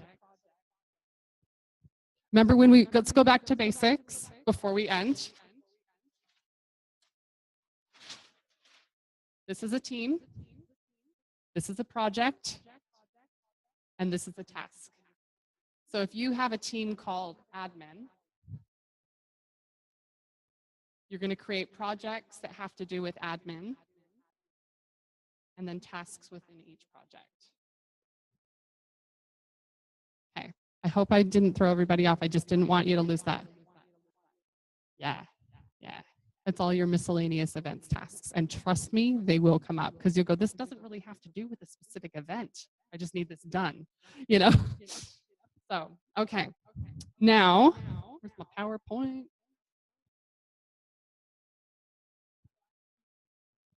Oh, unicorns. Optional. Oh, unicorns. All right. In your wherever you are in Asana, anywhere in Asana, you see a little picture up in the right-hand corner, and that's your account. You want to go to My Profile Settings, and you want to go to the last tab called Packs, and you want to click Extra Delight. So it adds celebrations and delightful surprises to your project experience. As you tick off tasks, you get rainbows and unicorns and Let's see if I can do one. Oh, because this is what tab B is. Tab B, tabby cats. So it just gives you a bunch of tabby cats. No, but let's say we took a photo and a selfie. Let's see if I get a unicorn. Oh, I got a Yeti. Yeah. Yeah. Yeah. So that's just a little bit of fun. See, Asana can be fun. And so Zoe will go do it on she'll set up my PowerPoint here really quick because we're just about done. Okay, so we're just finishing up. First of all, I want to say thank you to all of you for being patient with me, for letting me go, oh my gosh, I forgot to tell this to you, and not being upset. I really, really hope that you don't leave here confused. I hope that this has shed a little bit more light on Asana. The best advice I can give you with Asana is keep using it. Keep playing around with it. Sit with your VA and work on Asana together. Because this is something that we're not experts in Asana. What you've seen, what we've taught you is pretty much all we know about Asana. So we know the basics. If you find shortcuts, if you find ways of doing things, if you don't like our templates, change them. You know, if the wording doesn't sound right to you, change it. This is yours. Make it yours and make it fit into your business. So well done. You survived the Asana day. This is by far the hardest day of the entire Mafia Academy. And you're done. You survived. So now I bet you're thinking, now what do I do? So we have a Mafia catch-up tonight, and it's at Grilled in Balimba on Oxford Street. So we'd love to have you come with us. Like I said, if you need a lift, you can come get a lift with me and Zoe. Mark your calendar. This is where the exciting stuff comes. The next action day is the 17th of July, and it's right here in the Mafia Hub, 9:30 to 4, and this is where we talk about half-day promotions as well as a national tour. Also coming up is a masterclass with Francesca and Natasha. And that's on the 24th and 25th of July, and that's in Melbourne. It's definitely worth it to travel to come to the master classes. They're fantastic, fantastic. And this one's on, oh gosh, lead explosion. Okay, the next 3-day workshop. Did you guys catch that? 3-day workshop. We have changed the program and added more time with Francesca. The feedback we were getting is you guys have great content, everything, you know, but it's really rushed. And so you leave going, it went in one ear, out the other. We have now upgraded it to a 3-day intensive workshop right here at the Mafia Hub, 16th, 17th, and 18th of August. We would love, love, love for you to come back. It's the same content as the 2-day, plus more. What's that? Revision, yes. And I can attest the feedback that we've gotten from people that come back to the 2-day, which is now a 3-day. They say, oh my gosh, it's all like sunk in now. Come back. It's a Thursday, Friday, Saturday. And then we've switched things up with the next action days. We still have our action day on the 17th of July, so don't forget about that. That's different. But we are now doing action day number 1 as webinars to give you weekly support. After the 3-day, we have 3 webinars. Sorry if it's kind of small, for 1 hour. So we have one the week after the 3-day, 2 weeks after the 3-day, and 3 weeks after the 3-day. So those are the dates. And the registration link will be sent to all of you soon. We haven't, we have to wait till Francesca gets back to make sure that those dates work for her for the webinars. I just got to make sure the times work for her. Sorry, the dates are fine. But we'll send you the registration link. For action day number 1, yes. And then we are combining boot camp in September with action days 2 and 3. So boot camp, which is the planning day, And you'll want to come to that work because we're going to plan your entire 2019. It will all be planned by the time you leave. And then the 21st and 22nd, it looks like my slide cut off, from 9 till late on both days. That's another 3-day one, yes. Yeah. So we've changed the program. So what I've heard a lot of you say today is, oh gosh, I wish I would have had this Asana before my first event. Well, now you'll have, because we're going to have the action day 1, and then about a month after, rather than having to wait 2 months after your 2-day or the second action day, you're going to get the information sooner, and we're going to be able to spend a lot more time on it. So that's my exciting news for you. So we're now making it a 3-day and then another chunk of 3 days about a month later, so that you get all the information, you get it clear, you get it not so rushed, and you can take the time to absorb it. Yeah. Yeah, and people coming from interstate, they don't have to fly in 3 times for action days. They fly in once for the action days. And that's what we were trying to do, is make it easier on everybody that's flying in. Oh, there's my all 3 days. There we go. 8:30 a.m. till 8. So if you want a crew for our events, let us know. We're coming to Sydney the end of July. We'll be there the 31st of July if you want a crew. Mel will be in Melbourne. Our half day is right after the boot camp. So if you want a crew, yeah, you can. Yep, and don't forget your affiliate link. 31st of July will be in Sydney.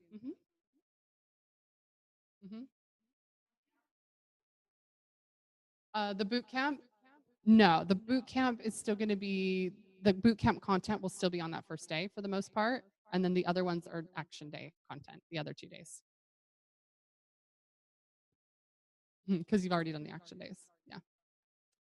Okay, so remember, days like today are going to help you in the long run. So remember that ripple effect. I know today was tedious. You guys stuck with me. Thank you for being patient with me. Thank you for working so hard. You definitely kept up your end of the bargain. So thank you everybody who attended from home. I know it's a hard day. I know it's a long day, but you did it. It's done. So give yourself a hand. Now, if you need any ongoing support with Asana, our team is here for you. But like I said, the best way to get used to it is to use it, use it, use it. So, oh, you guys are too sweet. Thank you to Zoe. Thank you. Thank you.